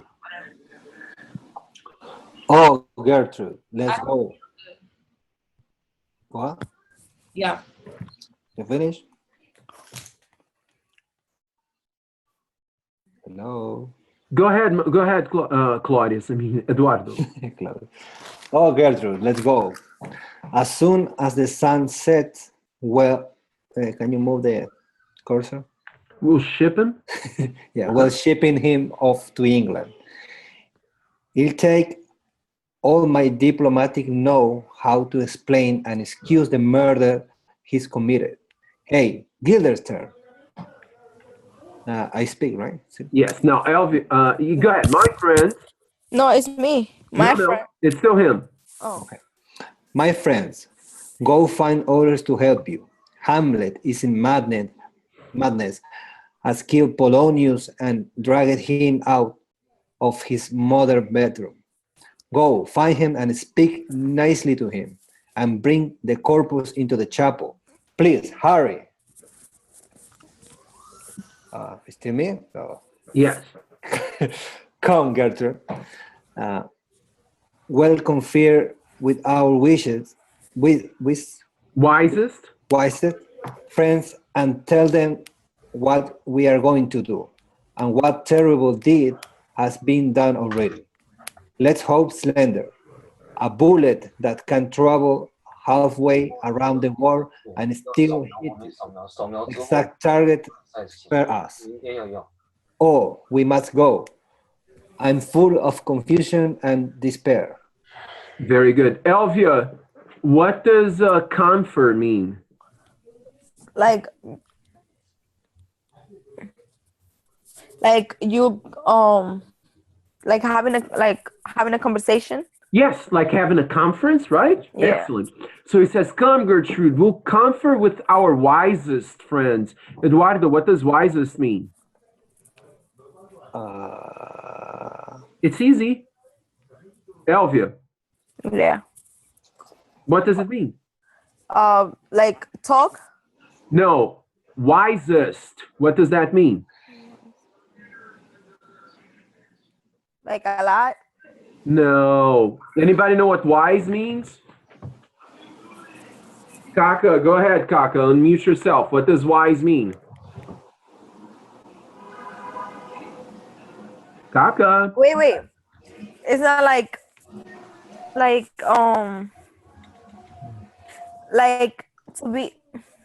to know something. Yeah. So Or like- Kaka, what does wisest mean? Kaka. Yeah, to the wisest is like something is the rouge. No, wisest means the most intelligent, most wise. Okay. Oh. ESC means the most. So the wisest friends, our most intelligent, most knowledgeable friends. Okay. Okay. And what does the word deed mean? Anybody? What's a deed? A deed is something that you do. Okay, it's an important word for you to learn. Okay, so do is the verb and deed is the noun. Okay, do you understand? So basically an action, right? An action. Thank you. Very good. It's an action. Maria, go ahead. You had a question. You woke up. What's the question? Isn't a deed means something that is right, written? No, it's something that has been done. There's another meaning to deed, which is like the deed of the house. Like if you own the house, there's a title. So that's when you write down, the fact that you own the house. So it's like an action. Like more specifically in this case, as Elvia put, it's the noun that refers to do. So an action. Okay. Okay. All right. So hang on. So read it again, Eduardo, because now maybe you understand it. Come on. Come, Gertrude. Come, Gertrude. Well, confer with our wisest friends and tell them what we are going to do and what terrible deed has been done already. Let's hope slender, a bullet that can travel halfway around the world and still hit its exact target. Spare us. Oh, we must go. I'm full of confusion and despair. Very good. I still have to explain the language, okay? Because I don't know if you guys got it, and it's kind of important. Slander is an important word, okay? Slander, does anybody know what slander means? It's a difficult word. I think I want to explain, unless somebody raises the hand. Okay, so Maria raised their hand. Okay, Maria, what does slander mean?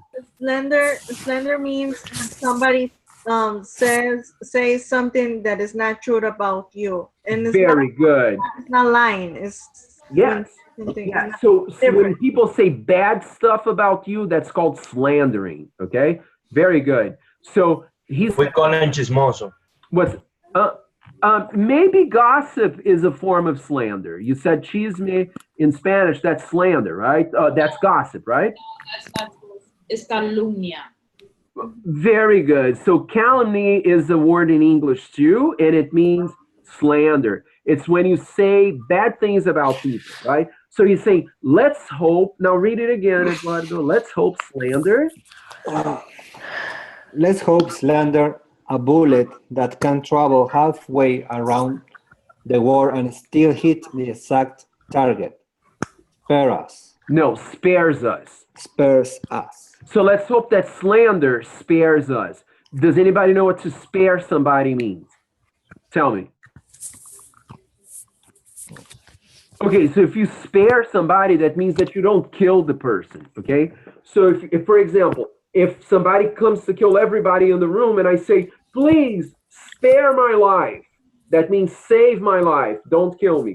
So he's saying, let's hope that the lies and the slander, which he says they're like a bullet that can travel halfway around the world and still hit its right target.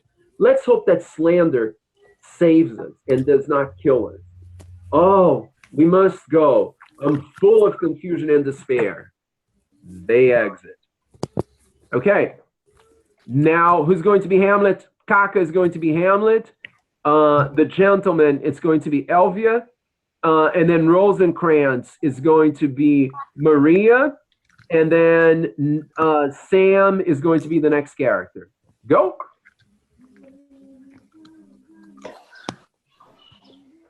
Hold on one second. Guys, you have to unmute yourselves. I'm going to mute everybody, but when it's your turn, you unmute yourself.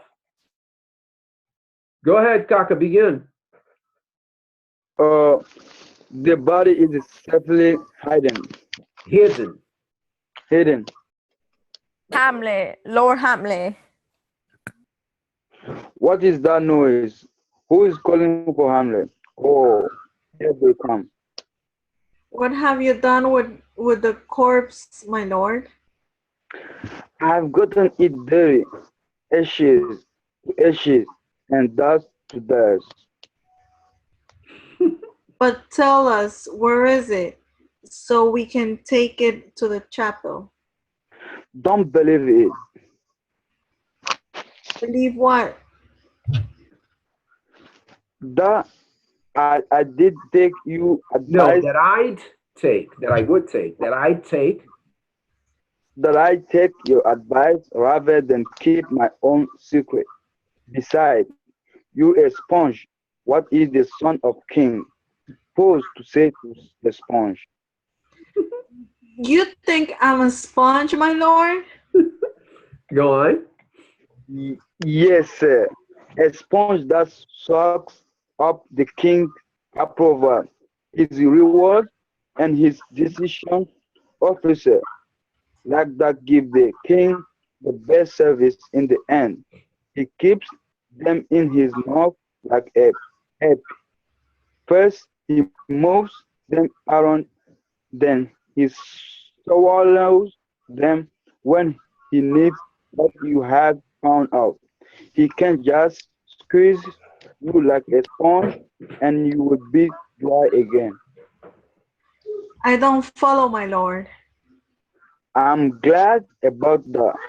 Sly words are never understood by fools. Real quick, Kaka or Eduardo, what does sly mean? Smart, intelligent, witty. Okay? Oh, sly means intelligent? And it means witty. It means a little more than intelligent. Smart. It means like smart and you can get away with stuff. Okay? Okay. It's like wise, right? Yeah. Wise. So Okay. say it again, Maria. I don't follow, my lord. I don't follow, my lord. I'm glad about that. Sly words are never understood by fools. My lord, you have to tell us where the body is, and then go with us to see the king.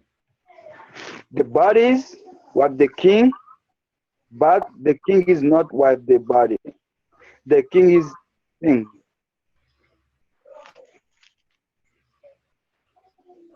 Should I say it? I said the next person wouldn't that be Sam? Okay, I'll do it. And I'm gonna actually mute Sam because I have background in the noise, and if he's not gonna talk, hang on.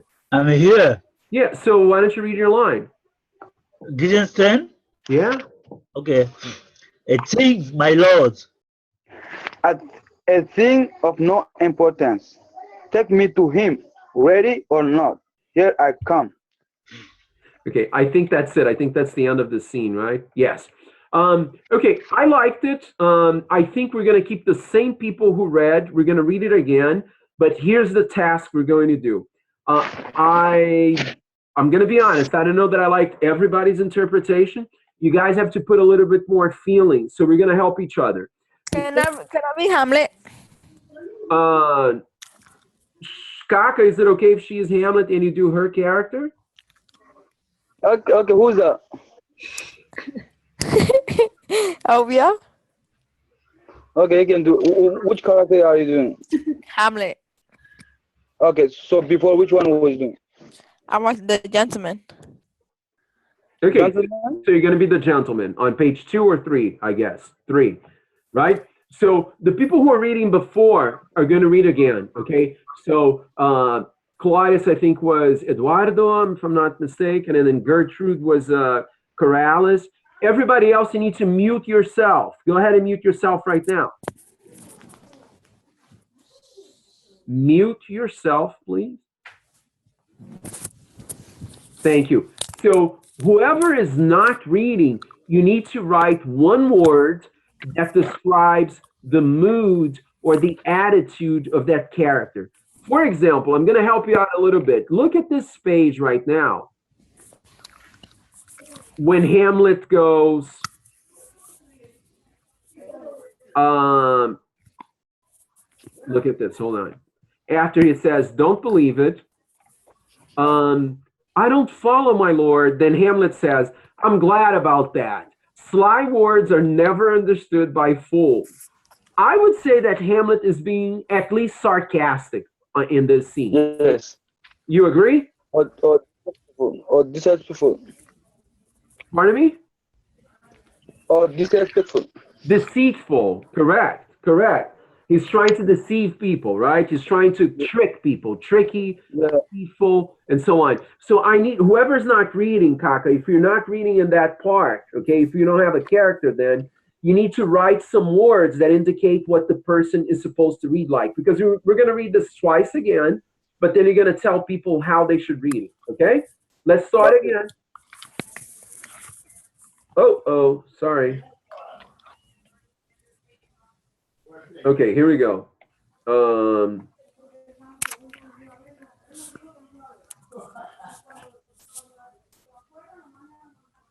Scene 1, page 2, scene 1, page 1.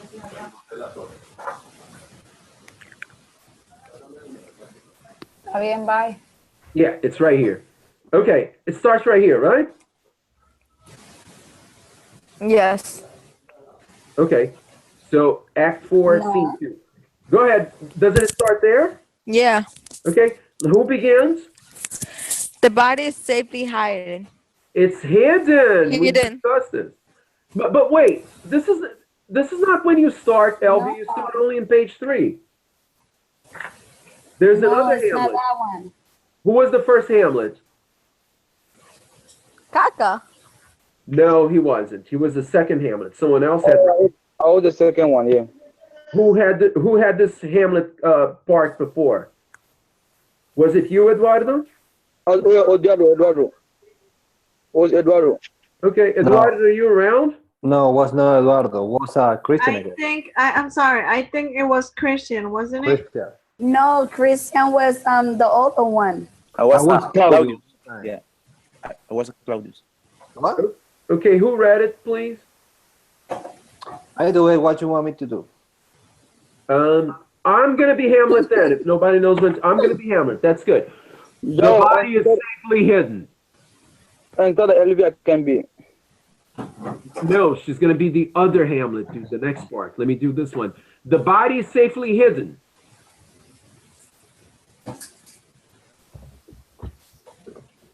Hamlet, my Lord Hamlet. What's that noise? Who's calling for Hamlet? Oh, there they come.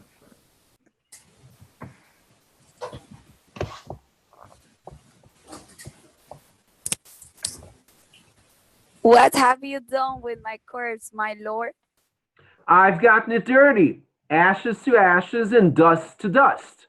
But tell us where it is so we can take it to the chapel. Don't believe it. Believe what? That I take your advice rather than keep my own secret. Besides, you're a sponge. What is the son of a king supposed to say to a sponge? You think I'm a sponge, my lord? Okay, now Elvia can go. Sir, yes, sir. A sponge. that so complicate approval.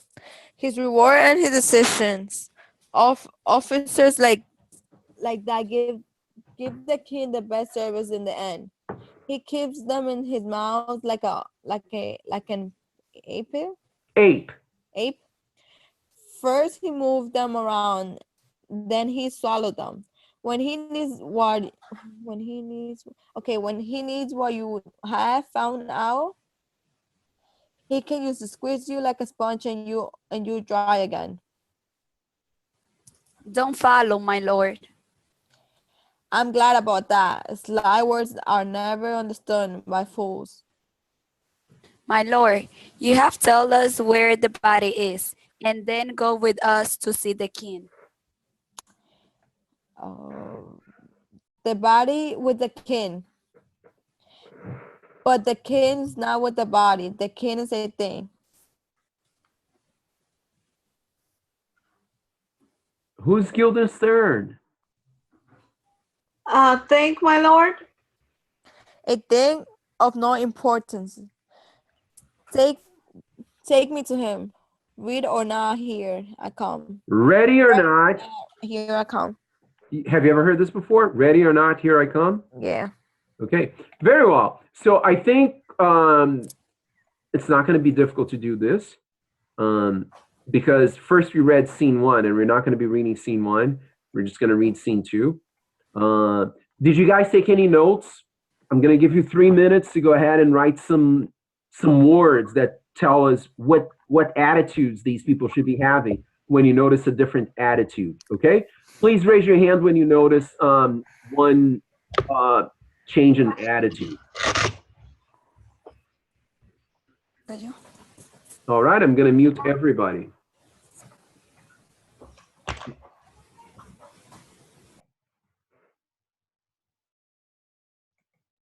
Yes, Kaka. Hamlet is being rude to his uncle. To his uncle? Yeah. When does he talk to his uncle? When Claude was asking him. Claudius has never spoken to him to Hamlet.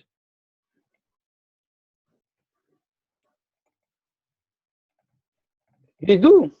No, not in scene 2. Oh, maybe to Rosengard and Rosengard maybe. Okay. Oh, how is he being rude? When you're ready, mute yourself. When you're ready, come back to us, okay? Okay, Kaka?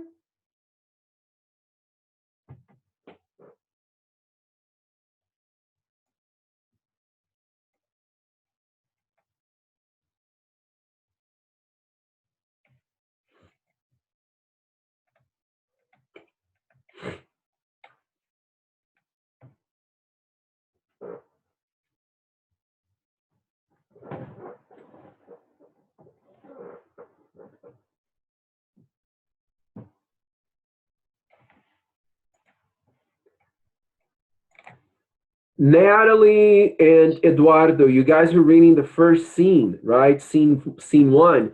Now, about scene 2, what changes in attitude have you noticed? Go ahead and let us know when you notice a change in attitude. I gave you the example of it being sarcastic at one point with Hamlet. The same thing for Maria, for Maritza, for everybody else, okay? Raise your hand and tell me when you notice a change in attitude.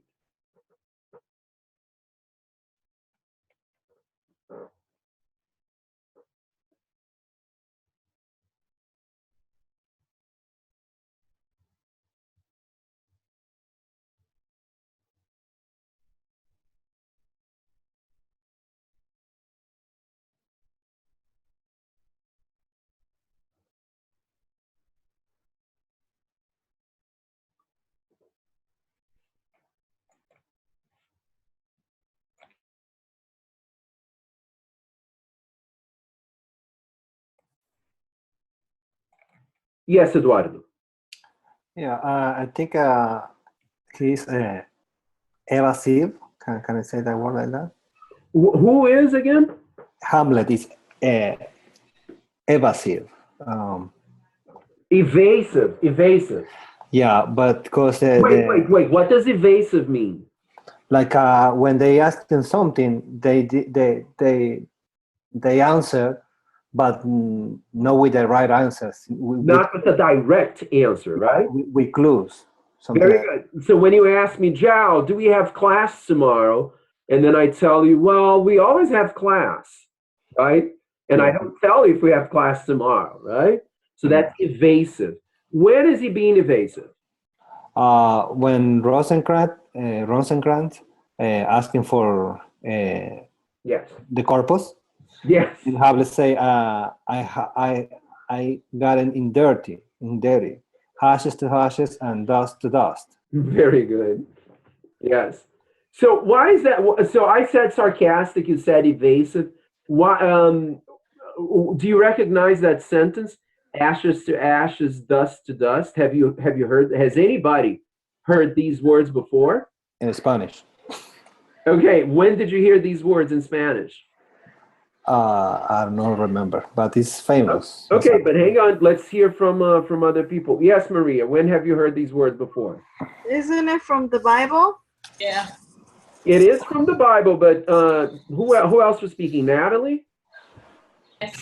Yeah. When do we use those words? When you bury somebody, right? Yeah, died.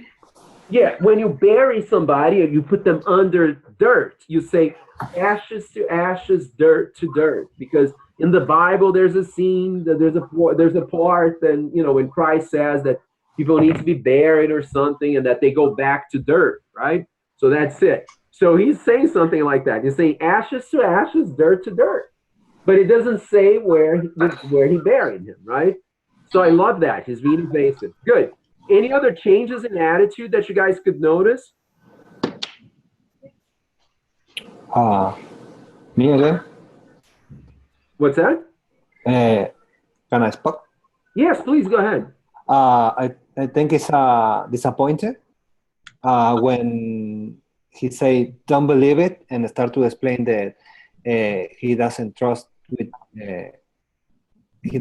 to Rosencrantz and Guildenstern anymore. He preferred to keep the secret to himself. Yeah. I love that part. Also when it's a chance, when in at 4 scenes too, when Hamlet say the body is safely high, and then Goethe's saying want him to tell what is the body, and then Hamlet get like kind of attitude and say, don't believe it, and they say Rosencrantz say believe what? That I love that part. But hang on. So Eduardo says that he's disappointed. Do you think he's disappointed? No. What do you think he is, Natalie? I don't know what word to use, but I don't think he's disappointed. But I don't want to put my words in your mouth. So if it's not disappointed, what do you think he's doing? You think he's acting like what? What kind of attitude is that? I don't know how to. I think he's got an attitude. I think it's. Oh, hold on one second. Someone else has something to say. Go ahead. Unmute yourself. Go ahead. Oh, wait. Marissa's saying challenge. Very good. I think it's challenging. He's going like, I don't think so. Don't believe it means, in plain English today, would mean something like, I don't think so. You guys get it? When he's saying, I don't think so, buddy. Okay? He's like challenging, like Maritza said. So he has a defying attitude. She says challenge, so she means defying attitude. What he means is like, I don't think so, buddy. I don't think I'm telling you. Okay. No, but what I like the most when you say that I take your advice rather than keep my own secret. Hold That's on. after, right? Hold on just one second. Eduardo raised his hand, Maria raised their hand, and Sam raised his hand. Go ahead, Sam. What did you say? Sam! Oh, God. Hello? Okay. Maria, what did you say?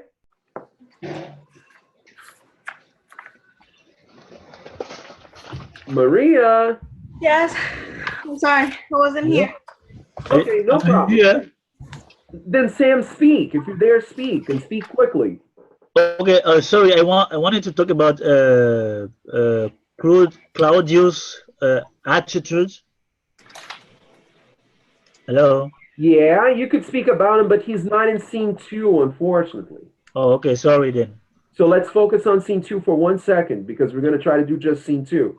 Okay, okay. Can I say something? Please do. And I'm being a little sorry. But if you are not here and you are not listening what we are discussing, please don't raise your hand like that. You will disturb our conversation, argument, what we're doing. I think. Okay, so that was a request for the class. Thank you. Yeah. Now, let's keep thinking for a second. I'm still not convinced. Eduardo and Natalie had different points of view here. Eduardo says that he's disappointed, and I say I agree with Maritza, and I say he's not disappointed. He is challenging. He is defying. So, what did you want to say again, Eduardo? Go ahead, speak. No, I read it again, and he say, "Don't believe it," and Rosencrantz says, "Believe what?" And he say, Hamlet said, "That I did confide in you rather than keep my own secret." He's explaining that he is disappointed about them. Mm-hmm. It's like that. It's not challenge. It's like in Spanish, it's like "no lo puedo creer." I can't believe it. Yeah, like and then he explained that I trust you, and you. Okay. Well. I take it a different way. Okay. Eduardo, just a second, Natalie. Just 1 point. Actually, Spanish and English are similar in this sense. When you say "I don't believe it," it's more like the same as Spanish. When you say "I can't believe it," it's the same as what you said. So when my take is when he says "I don't believe it," he's saying "I don't think so." Can I talk? Yes, go ahead. When he says "I don't believe it," it's not that he doesn't believe them. It's that it shows that he doesn't trust on them, that they really want to take the body to the chapel. Okay. Because then he says, "Besides, you're sponge." Correct. So it looks like he doesn't trust them. Good. I agree with all of that. But I'm just going to give you one last pointer for you to think, okay? Because we're going to read it again, but I want you to put some attitude when you're reading, okay? So I don't believe it, right? Don't believe it. So he's admitting I don't believe it. Believe what? Don't believe that I would take your advice rather than keep my own secret. Besides, you're a sponge. What is the son of a king supposed to say to a sponge? Okay, just a second here, because maybe Maritza has said something. She says, challenge. They are sponge or spies? Okay, well, he explains what a sponge is, and I think it's pretty close to a spy, okay? Pretty good, pretty good. Let's do it like this. Let me count these pages again, because I'm having difficulty counting these pages. Page 2. That's it. We're only going to read 2 pages, okay? So let's have 1 Hamlet for the first page, 1 Hamlet for the second page, and that's it, okay? So who's going to be the Hamlet for the first page? Me. Good. Eduardo? Okay. Who's going to be the gentleman? Huh? Kaka? Guys, you need to speak. Who's going to play the part of the gentleman? The voice of the gentleman? No, I want to play Hamlet. Okay, so you play Hamlet in the second page. Yes. I am going to say the voice of the gentleman, okay? Who's going to be Rosencrantz in the first page? Me. Great, so you're going to be Rosencrantz in the first page. Hamlet in the second page. Who's Hamlet in the second page? Kaka. Rosencrantz. Yes. Me. Okay. And Guildenstern. Who's going to be Guildenstern? Me. Okay, you can be whoever you is. I think that was Christian, right? All right, let's begin. Go ahead. The body is safely hidden. Hamlet, Lord Hamlet. What's that noise? Who's calling for Hamlet? Oh, here they come. What have you done with the corpse, my lord? I got it in dirty, ashes to ashes and dust to dust. But tell us, where is it so we can take it to the chapel? Don't believe it. Believe what? That I take your advice rather than keep my own secret. Besides, you are a sponge. What is the son of a king supposed to say, a sponge? What? You think I'm a sponge, my lord? Yes, sir. A sponge that soak up the king's approval. His rewards and his decision officer, like they give the king the best service in the end. He keeps them in his mouth like an ape. First, he moves them around, then he swallows them. When he needs what you have found out, he can't just squeeze you like a sponge and you will be dry again. Don't follow, my lord. I'm glad about that. Sly words are never understood by fools. My lord, you have told us where the body is, and then go with us to see the king. The bodies of the king, but the king is not for the body. The king is a thing. A thing, my lord? A thing of no importance. Take me to him, ready or not. Here I come. Excellent. Okay. I hope everybody enjoyed the reading this time because I enjoyed it. It was fluid. It was nice. So the task is very simple, and I'm glad that we can finish it. Group number one needs to create the following. You need to create a presentation, right, that is going to tell everybody else, specifically in the closing ceremony, in the audience, what is going on in this first page of scene 2 in Act 4. So you guys are going to create a very brief summary in 3 parts, okay? 3 parts, because we have to give the audience the chance to react to it with one tweet, right? So you create 3 parts, maybe 3 strong bullet points that explain what happens, and then we're going to ask people for their reaction. Tomorrow, when we come to class, you guys are going to look for images to go along with this so that we can create a nice presentation. That's it. That's all you have to do, group 1. Group 2, you have to be in page 2, and you have to create a nice summary of this in 2 or 3 bullet points that somebody who is gringo, somebody who's never read Hamlet, understands what's going on in this scene, okay? So that we can ask the people, what do you think about that? So that they can tweet their reaction. Does everybody understand what you're supposed to do? Can you please paraphrase that again? Oh, I'll be happy to.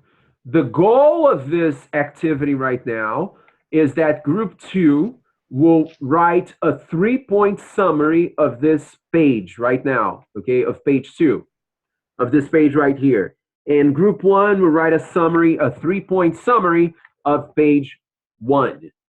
The goal of writing this is that when we show it to an audience, they can look at it and they can say, oh, this is my reaction to this, just like we did when we did the tweeting activity. Does that make sense now, Kaka? Yeah, it makes sense now. Okay, very good. So get together with your groups, guys. Let's do this in less than 6 minutes so that we can end class on time today before 10 o'clock. We didn't take a lunch break, so we're going to end class at 10 but you still have an activity to do, and I need to explain to you guys what the activity will be. So 6 minutes for you in group 1 and 6 minutes for you guys in group 2 to come up with a 3-point summary. Let's go.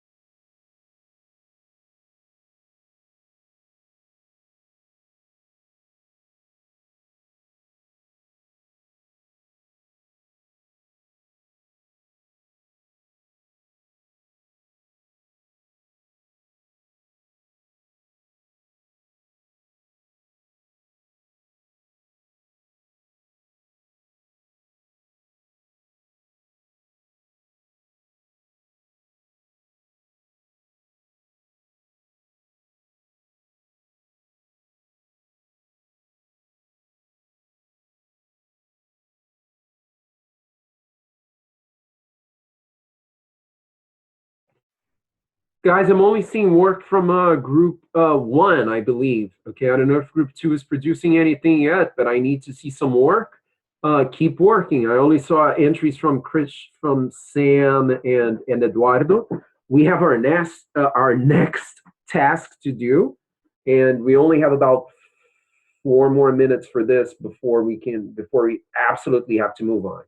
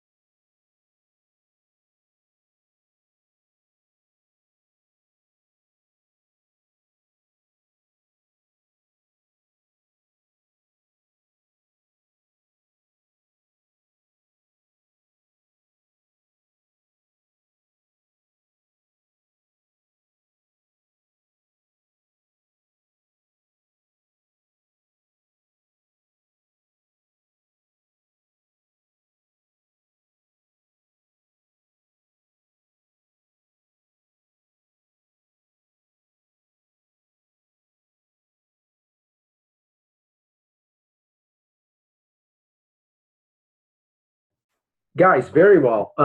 I think you're beginning to have a sense of how we're going to work tomorrow.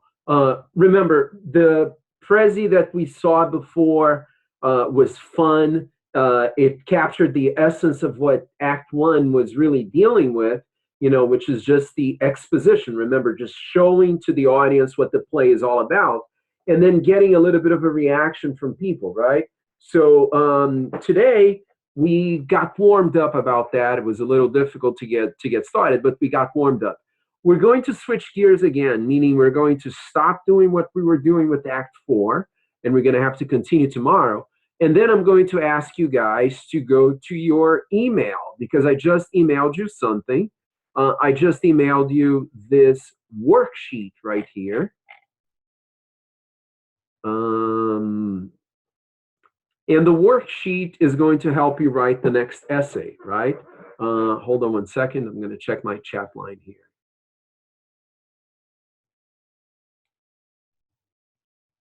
Okay. Thank you, Kaka. I saw your comment there. So please go to your Gmail and download this worksheet. I'm going to ask a few people to read it with us. And then, of course, you can ask questions. I wrote it, so I'm expecting that it's easy enough to understand, okay?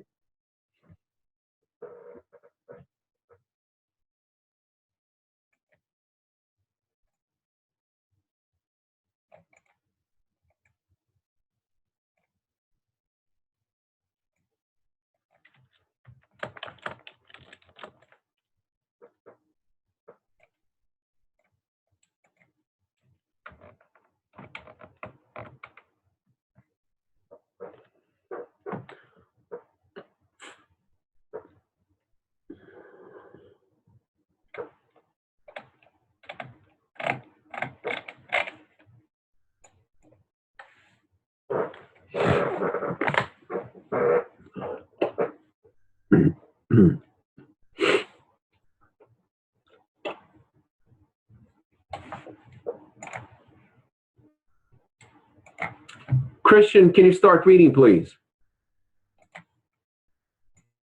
Students often advise of the pre-writing phase in completing their projects.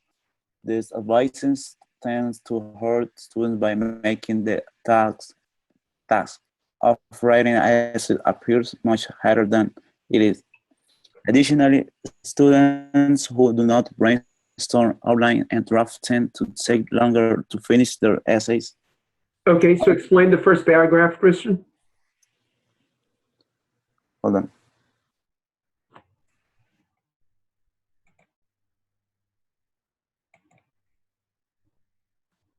Like this says is that the students who don't who don't do a brainstorm or outline, does this affect when they're going to start to write an essay, because they don't have like idea how they're going to start to write about it. Very good, Christian. You pretty much got it. That's it. Yes. Thank you, Christian. Let's have Corrales continue reading. After completing few worksheets, you shouldn't find yourself. You should find yourself with enough material to compose double the material you need for your essay. Explain.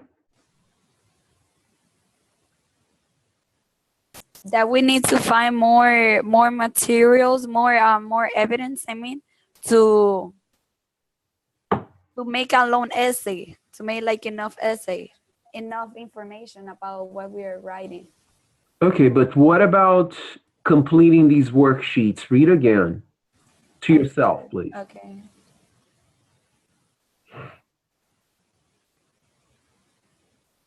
Oh, that we had to do a worksheet.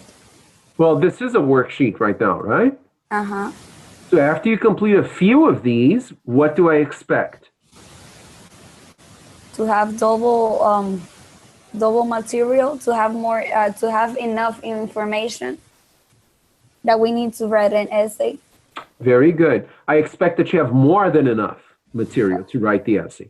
So that's the reason why I'm giving you the the worksheet. Okay. Okay. Thank you. Let's have the next person read it. And I'm a little lost here. It would be Elvia. Go ahead. Sure.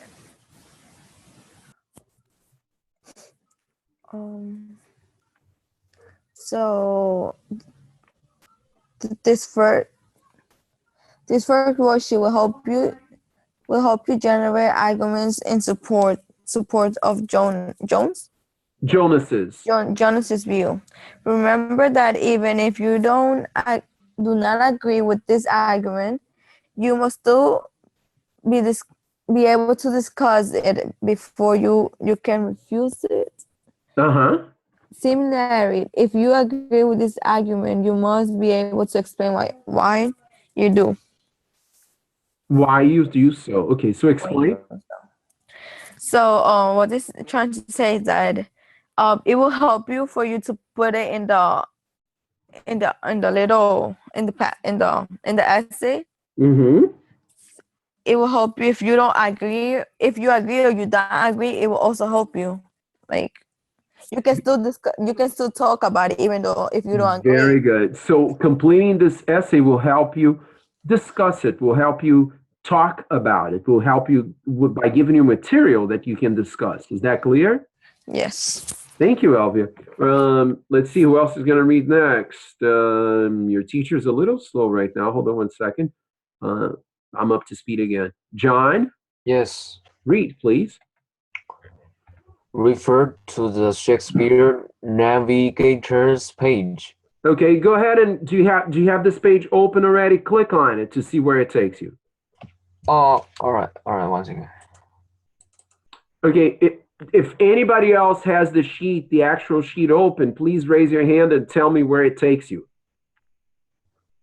You can't click on my screen. You have to I know. your email.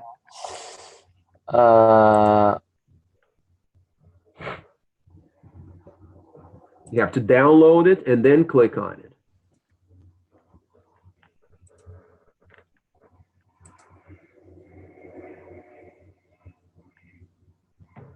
The page of the idea of Jones, right?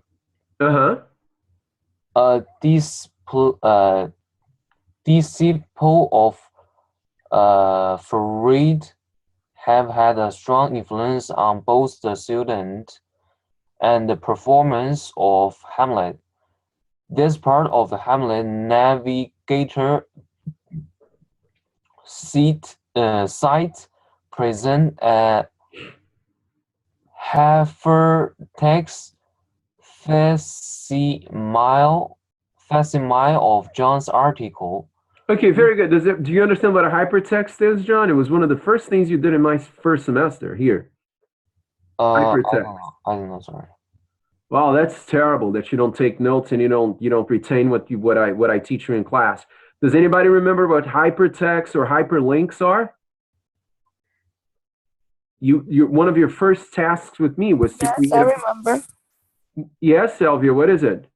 It's when you like get information from somewhere else and you copy that and click it to for example, if you're doing an essay and you like if you don't know like a vocabulary and you got it from a page, you can do that like so somebody else can see like more information about it. I like that. So you create a link to it. Okay, Kaka, what does it mean?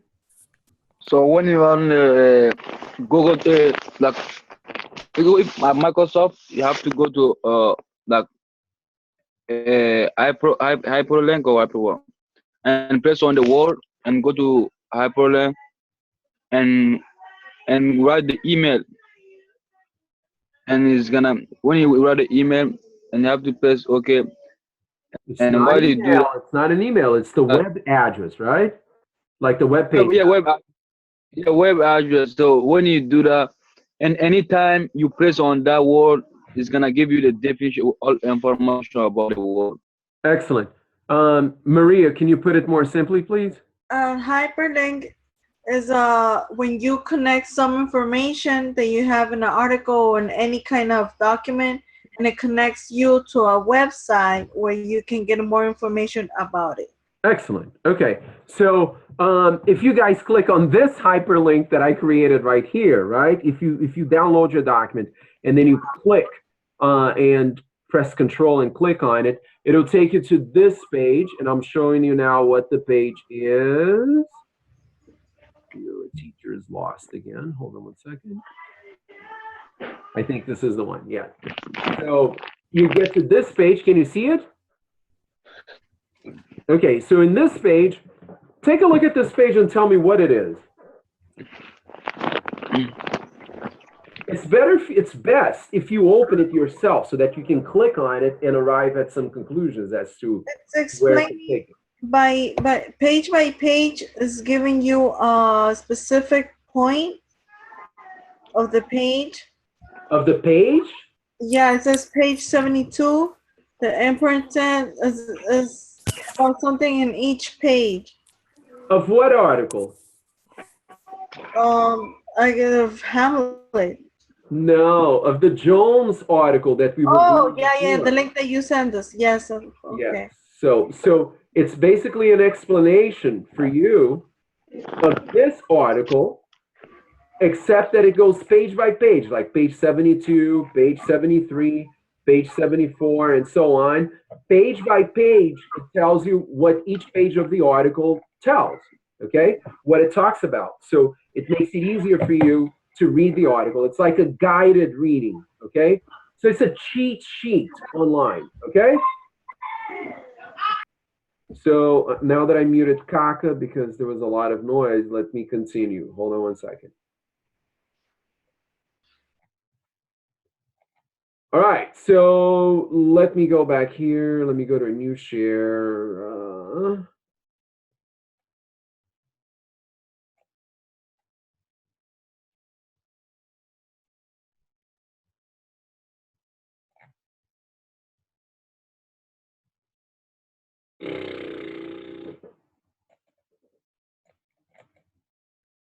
All right, so I'm lost. Hold on one second.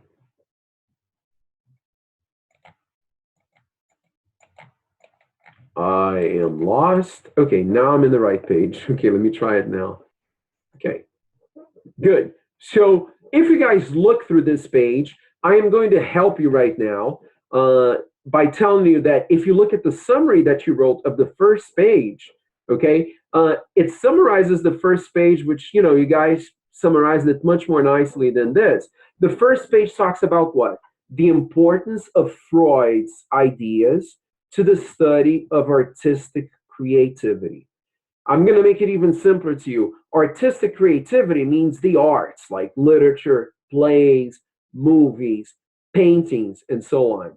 So this first page discussed how important the work of Freud and his ideas, how important they are to understanding, to studying works of literature, more specifically, okay? Your job right now is to read through this article and to be able to write an essay, okay? If I go back now to your worksheet, you will see that your worksheet, yes. It says, take notes as you review the notion of repressed feelings, which is on page 89, okay? So if you just go to page 89 of your Jones article, you will understand what repressed feelings are. If anybody could please raise their hand and explain to me what to repress something means. What does it mean when you repress something, Christian? Can I say it? Yes. It's not like when you redo something, like When you what? redo something. When you do something, you repress it? No, when you redo it, like you did it again, but you're gonna, like you did it before, but you're gonna do it again. No, that's not really what it is. When you repress, it's like when you put pressure on it for it not to happen. So, for example, I'm waiting for someone else to explain. I don't want to explain it. Can anybody else explain it for me? What does it mean to repress something? Yes, Christian.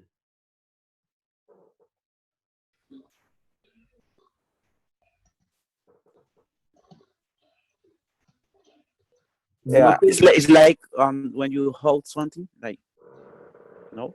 When you what? Hold. H-O-L-D. When you hold on to something, correct. When you hold it down, you don't let it happen, right? Yeah. Good. Maria? Maria? Okay. Yeah, I was gonna say what Christian said. When you keep for yourself, you keep inside. Give me an example. For example, when you feel love for somebody, but you can express it and you keep it to yourself without letting this person know what are your feelings. You repress it. Very good. And I'm sorry. And those kind of feelings sometimes are not just about those feelings, but that can bring you to frustration. Excellent. So, for example, if my true love for you, Maria, if I'm really in love with you and then I repress my love, I repress my love, and I repress my love, at one point, I may get sick about it because I never say to you, oh, Maria, you are so beautiful. I love you so much. Because I don't do that, I start feeling really sick because I repress my feelings. You understand? Yes, Maria? Yes. Very good. So Maria's example is of repressed love, but there are other examples. There are examples of repressed anger, for example. I can repress my anger. If I'm very angry and I hate and I hate and I hate and I keep repressing that, maybe that's going to make me sick too. It's going to make me, start hurting people or hurting myself because I repress my feelings. Okay, so very good. So I need you to take notes when you read page 89 about repressed feelings. And then you have to read Hamlet's feelings towards his uncle. What is it that the author talks about that on page 90? And then what is it that Hamlet's Oedipus complex development is? In other words, this author has a whole theory of how Hamlet had this real Oedipus complex. Let's see if anybody that I pick on now will remember what Oedipus complex is. Let's start with John. What does Oedipus complex mean, John?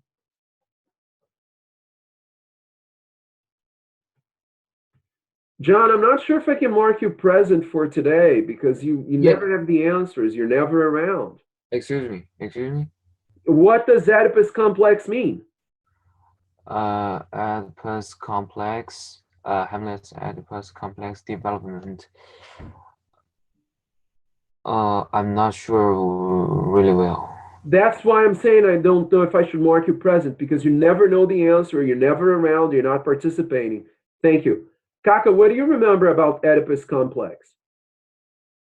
The Oedipus is the king, right? Yes.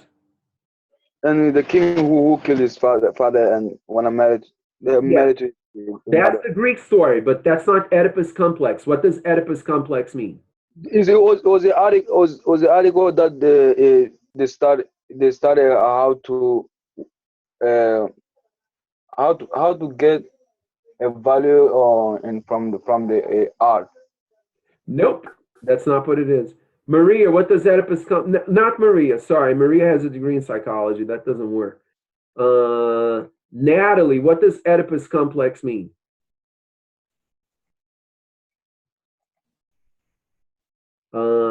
I can't hear Natalie. So let's go with Sam. Sam, what does Oedipus complex mean? The Oedipus complex is when a kid feel himself inferior than his dad by comparing his mother. Right. So that means, thank you, Sam. You gave a nice introduction. So what does that mean, Yasmil? What does that mean? But I don't know yet. Like he kind of fell in love with the mother. Something. Thank you. That's what I was hoping. You guys never take notes. We discussed that at length yesterday, right? So that the boy falls in love with the mother, right, Natalie? Yeah, they see the father, they want to act like the father, like he kills the mother. I remember. There you go. So there is a lot of explanation about that. Thank you. On page 98, but it's not about every man. It's about Hamlet, okay? And it's a specific view of Hamlet, of how this guy understands Hamlet, right? So then you're going to need to answer the following questions. Are you familiar with the idea of repressed thoughts or feelings manifesting in a disguised way? Everybody understand what disguised means? No, I don't understand. Means? Okay, disguise means hidden, okay, or dressed in a different way. So for example, if I want to kill somebody in my block, when I leave my house, I'm going to wear a blonde wig and a long skirt. This way, nobody will think that it's João da Silva because I don't have long blonde hair and I don't wear skirts, okay? Okay, got it. Now, what about disguised feelings? What does that mean? Let's ask Sam. Sam, what does it mean to disguise a feeling? Yes, Sam, speak quickly. Oh shit. Is a feeling that somebody hides. Well, it's more than hiding. When you disguise it, what happens to the feeling? Oof. Maria? When you disguise a feeling means that it's not that you hide, it's that you cover with something else. You Bingo! pretend be something, or if be some feeling which is not, you cover with another feeling. Thank you. Christian, explain that in your own words, please, quickly.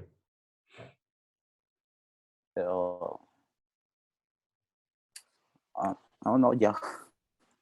I'm going to have you take notes and repeat what Maria just said, because you cannot just keep saying, Okay. I don't Maria, know, I don't know, okay? Maria, can you say again that, please? Yeah. Disguise means it's not that you hide, you cover your feelings. If we're talking about disguised feelings, you cover. Okay, for example, Hamlet, he's talk about the behavior that Hamlet had about he's angry. He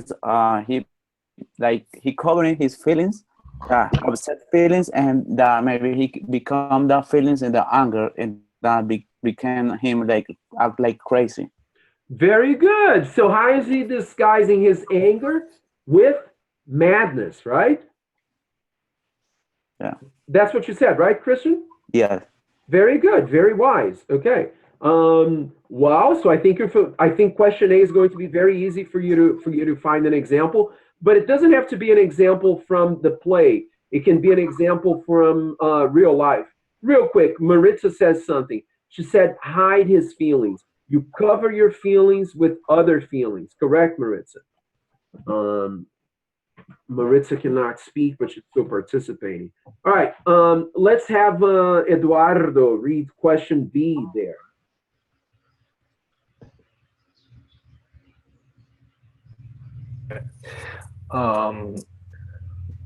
What is John's explanation of repressed thought and feelings?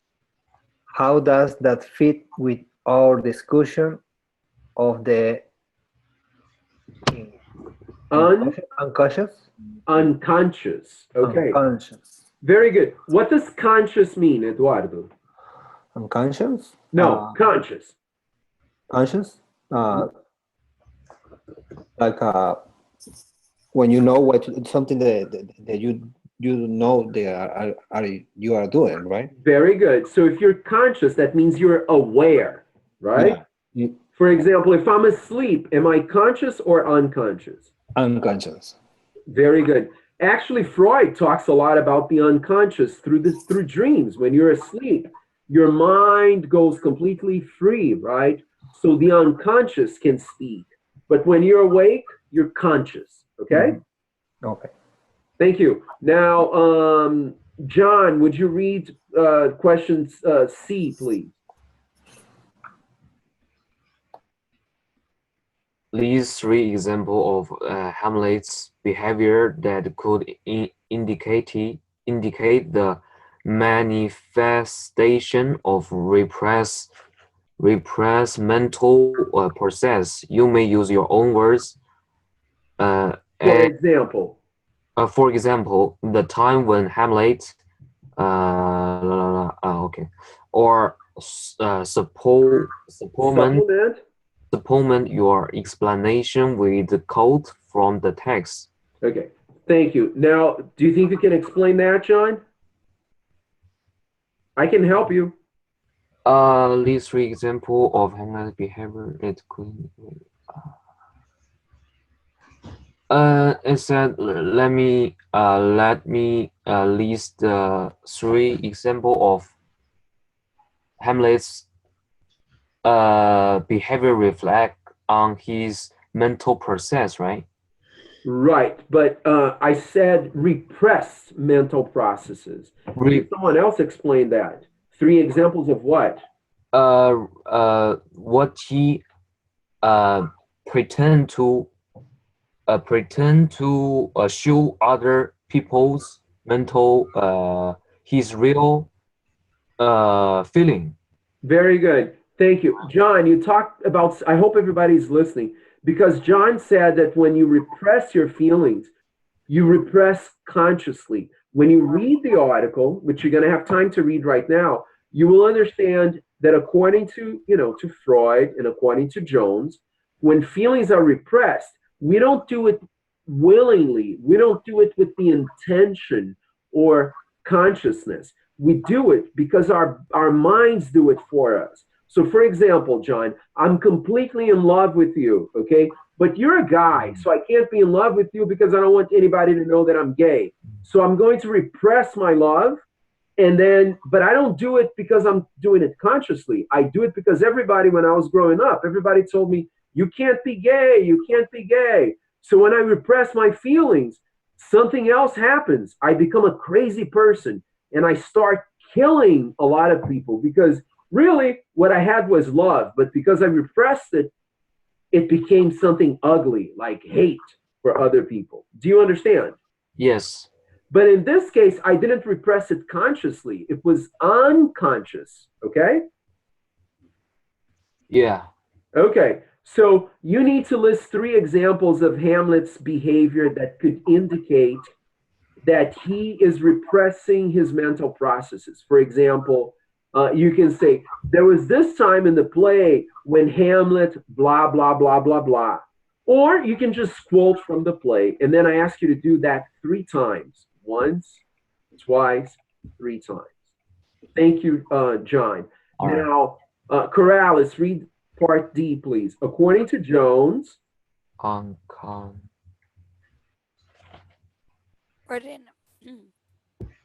According to Jones, how did Hamlet's Oedipus complex develop? read it again.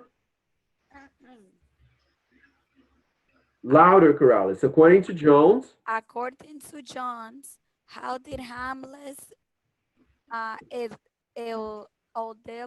complex? No, I told you already that it's Oedipus. Oedipus complex. Write down the pronunciation so you learn it. I can't teach you all the time. You have to learn by yourself, okay? Yes. Do you know how to write the pronunciation? Yes. Oedipus.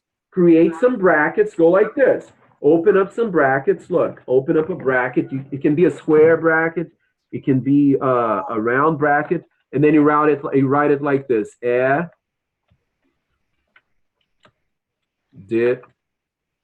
Bus. And I suggest that you write it in Spanish because nobody has to read it. Okay? It's for yourself, for you to read it right. Read it again. According to Jones. According to Jones, how did Hamlet's Oedipus complex develop? Very good. Thank you, Corrales. I'm going to explain this question to everybody else. According to the article, okay, and you're going to find that in what page? Hamlet's Oedipus complex development. I don't know, in some page, right? Okay, according to Jones, right? How did this develop? Jones has a theory, and he says that, well, Hamlet, when he was little, blah, blah, blah, blah, blah, and this is how it developed. So he has a little theory about that. You have to put that in your own words, okay? Now, here's the juice, and this part is not going to be easy for you to finish today, but you will have to finish it by today if you want to get attendance for today. You have to finish this whole worksheet. hold on one second.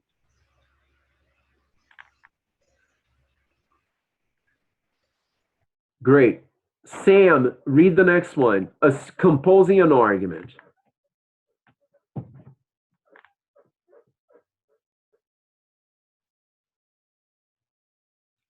Sam, read the next one, please.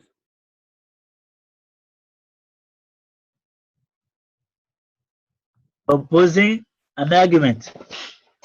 Assume that the theory that Hamlet's love for his mother is not normal is valid. Compose at least one paragraph. Yes, thank you. Compose at least one paragraph that supports this view, based on your notes and evidence gathering above. Yeah, gathered above, like over here, okay? Yeah. Okay, so explain what this means.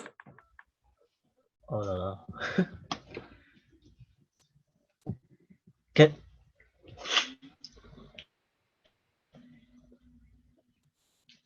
you go back to the place I was reading? I'm back there. Go ahead. Oh yes, yeah. I assume that the theory that Hamlet love is whatever compose a paragraph that support. So you need to assume that the theory that the love of, you need to agree with that theory. Let's assume that that theory is valid, okay? The theory that I highlighted in blue, you have to, at least for the sake of this exercise, you have to say, okay, this is valid. Yes, so from this so that means if you agree that Hamlet is in love with his mother, you have to compose a paragraph based on what the element you gave above. Mm-hmm. In the previous questions, correct? Yeah. Okay. Okay. Similar to what you did over the weekend, remember? Yes. Okay. That shouldn't be difficult for you because you submitted. Who was in your group? Who did you do it with? I don't remember. Oh, okay. Well, thank you, Sam. The next part is just additional notes. Seriously, guys, as you do this, you should have more notes than this. This is a worksheet, so I'm just helping you out a little bit so that you can have notes. I expect you to have everything filled out before 10 o'clock so that you can submit it to me, and then that can count as attendance. My boss is watching my class, so she wants to know that my students are doing their work. So for me to be able to count this as attendance, I need you guys to submit it before 10 o'clock. I need you to finish this worksheet before 10 o'clock, which is not difficult. The worksheet itself is easy. It may take you a little longer to read the pages that I said you needed to read of the article, okay? I spent over an hour with you just reading the first page, but now you need to read 3 pages, but it's very specific. Pages 89, page 98, and page 90, okay? So I am going to now open the mic for questions. Does anybody have any questions about the worksheet?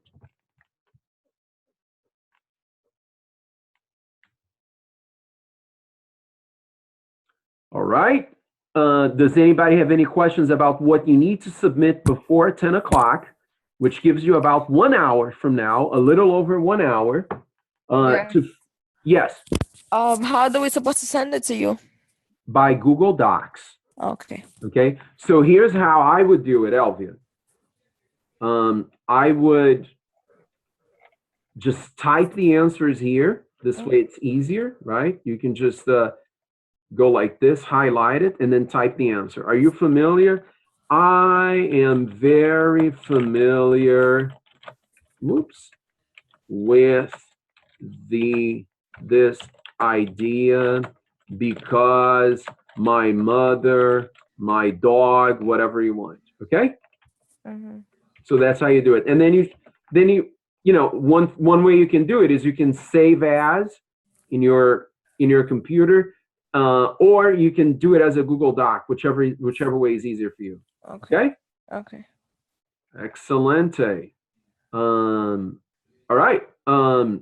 Any other questions? Ladies and gentlemen, any questions? Christians, you understand what you need to do? Everything's clear, sir. Huh? Everything's clear. Thank you. Yasmil, Yes, sir. what do you have to do? Fill out this worksheet and submit it to you before 10 o'clock. For attendance. Thank you. Jao, Yes, one question. Can you hear me now? loud and clear, Melissa. Okay, I fixed it. So, so we have to work with the original text of Hamlet because they say page 89 is the novel. No, honey. No. Page 89 of what? They said, No, sorry. I'm asking you the question, but I was hoping someone else would answer. Page 89 of this document right here. I'm going to click on it, and you will see the document again. okay.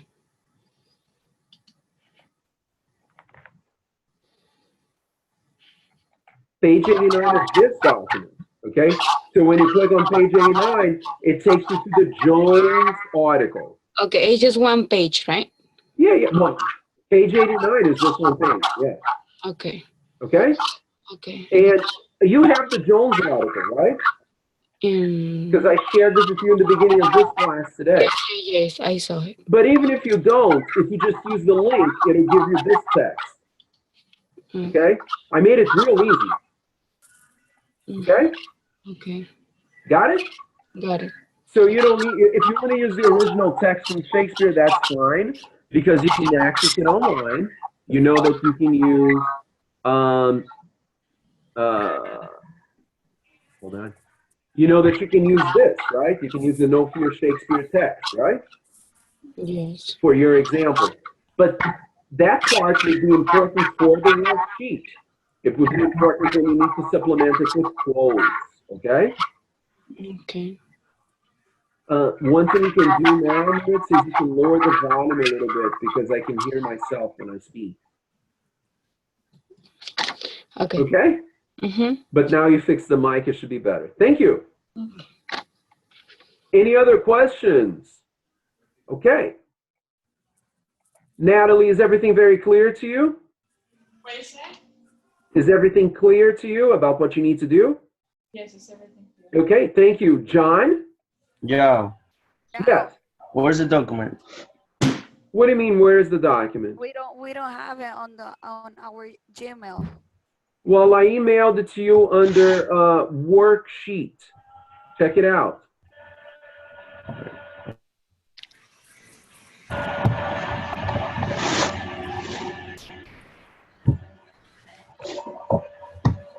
I emailed it to you around 8 o'clock or something. I have it. You have it? Yes. Scroll down to the bottom of the email, okay? Good question.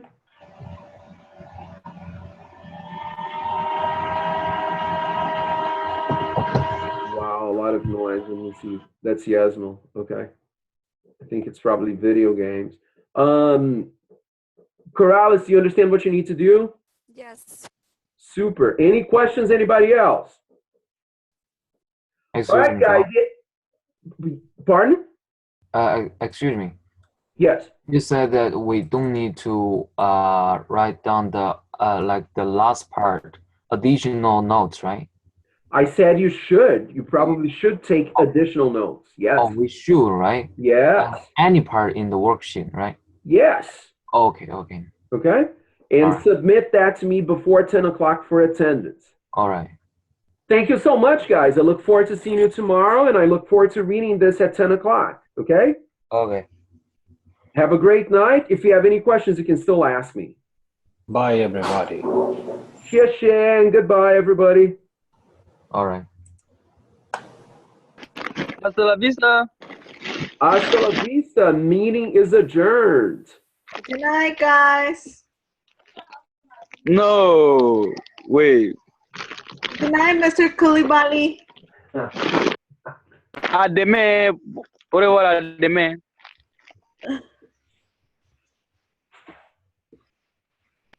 Hey, Maria, ¿cómo estás? How are you? Very good. You, Mr. Kalibali. Yes. Sí, sí, yo soy Nembe Coulibaly. See you tomorrow. Yo soy, hablé poquito español.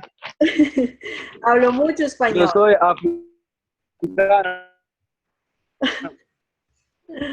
Yo soy africano. Africano, africano. Okay, good. Halal. You're halal? Yeah, I'm halal. Yeah. Me too. You guys Huh? be good. I'm going to end the meeting. You said your goodbyes already. Hasta la vista. Hasta la tomorrow.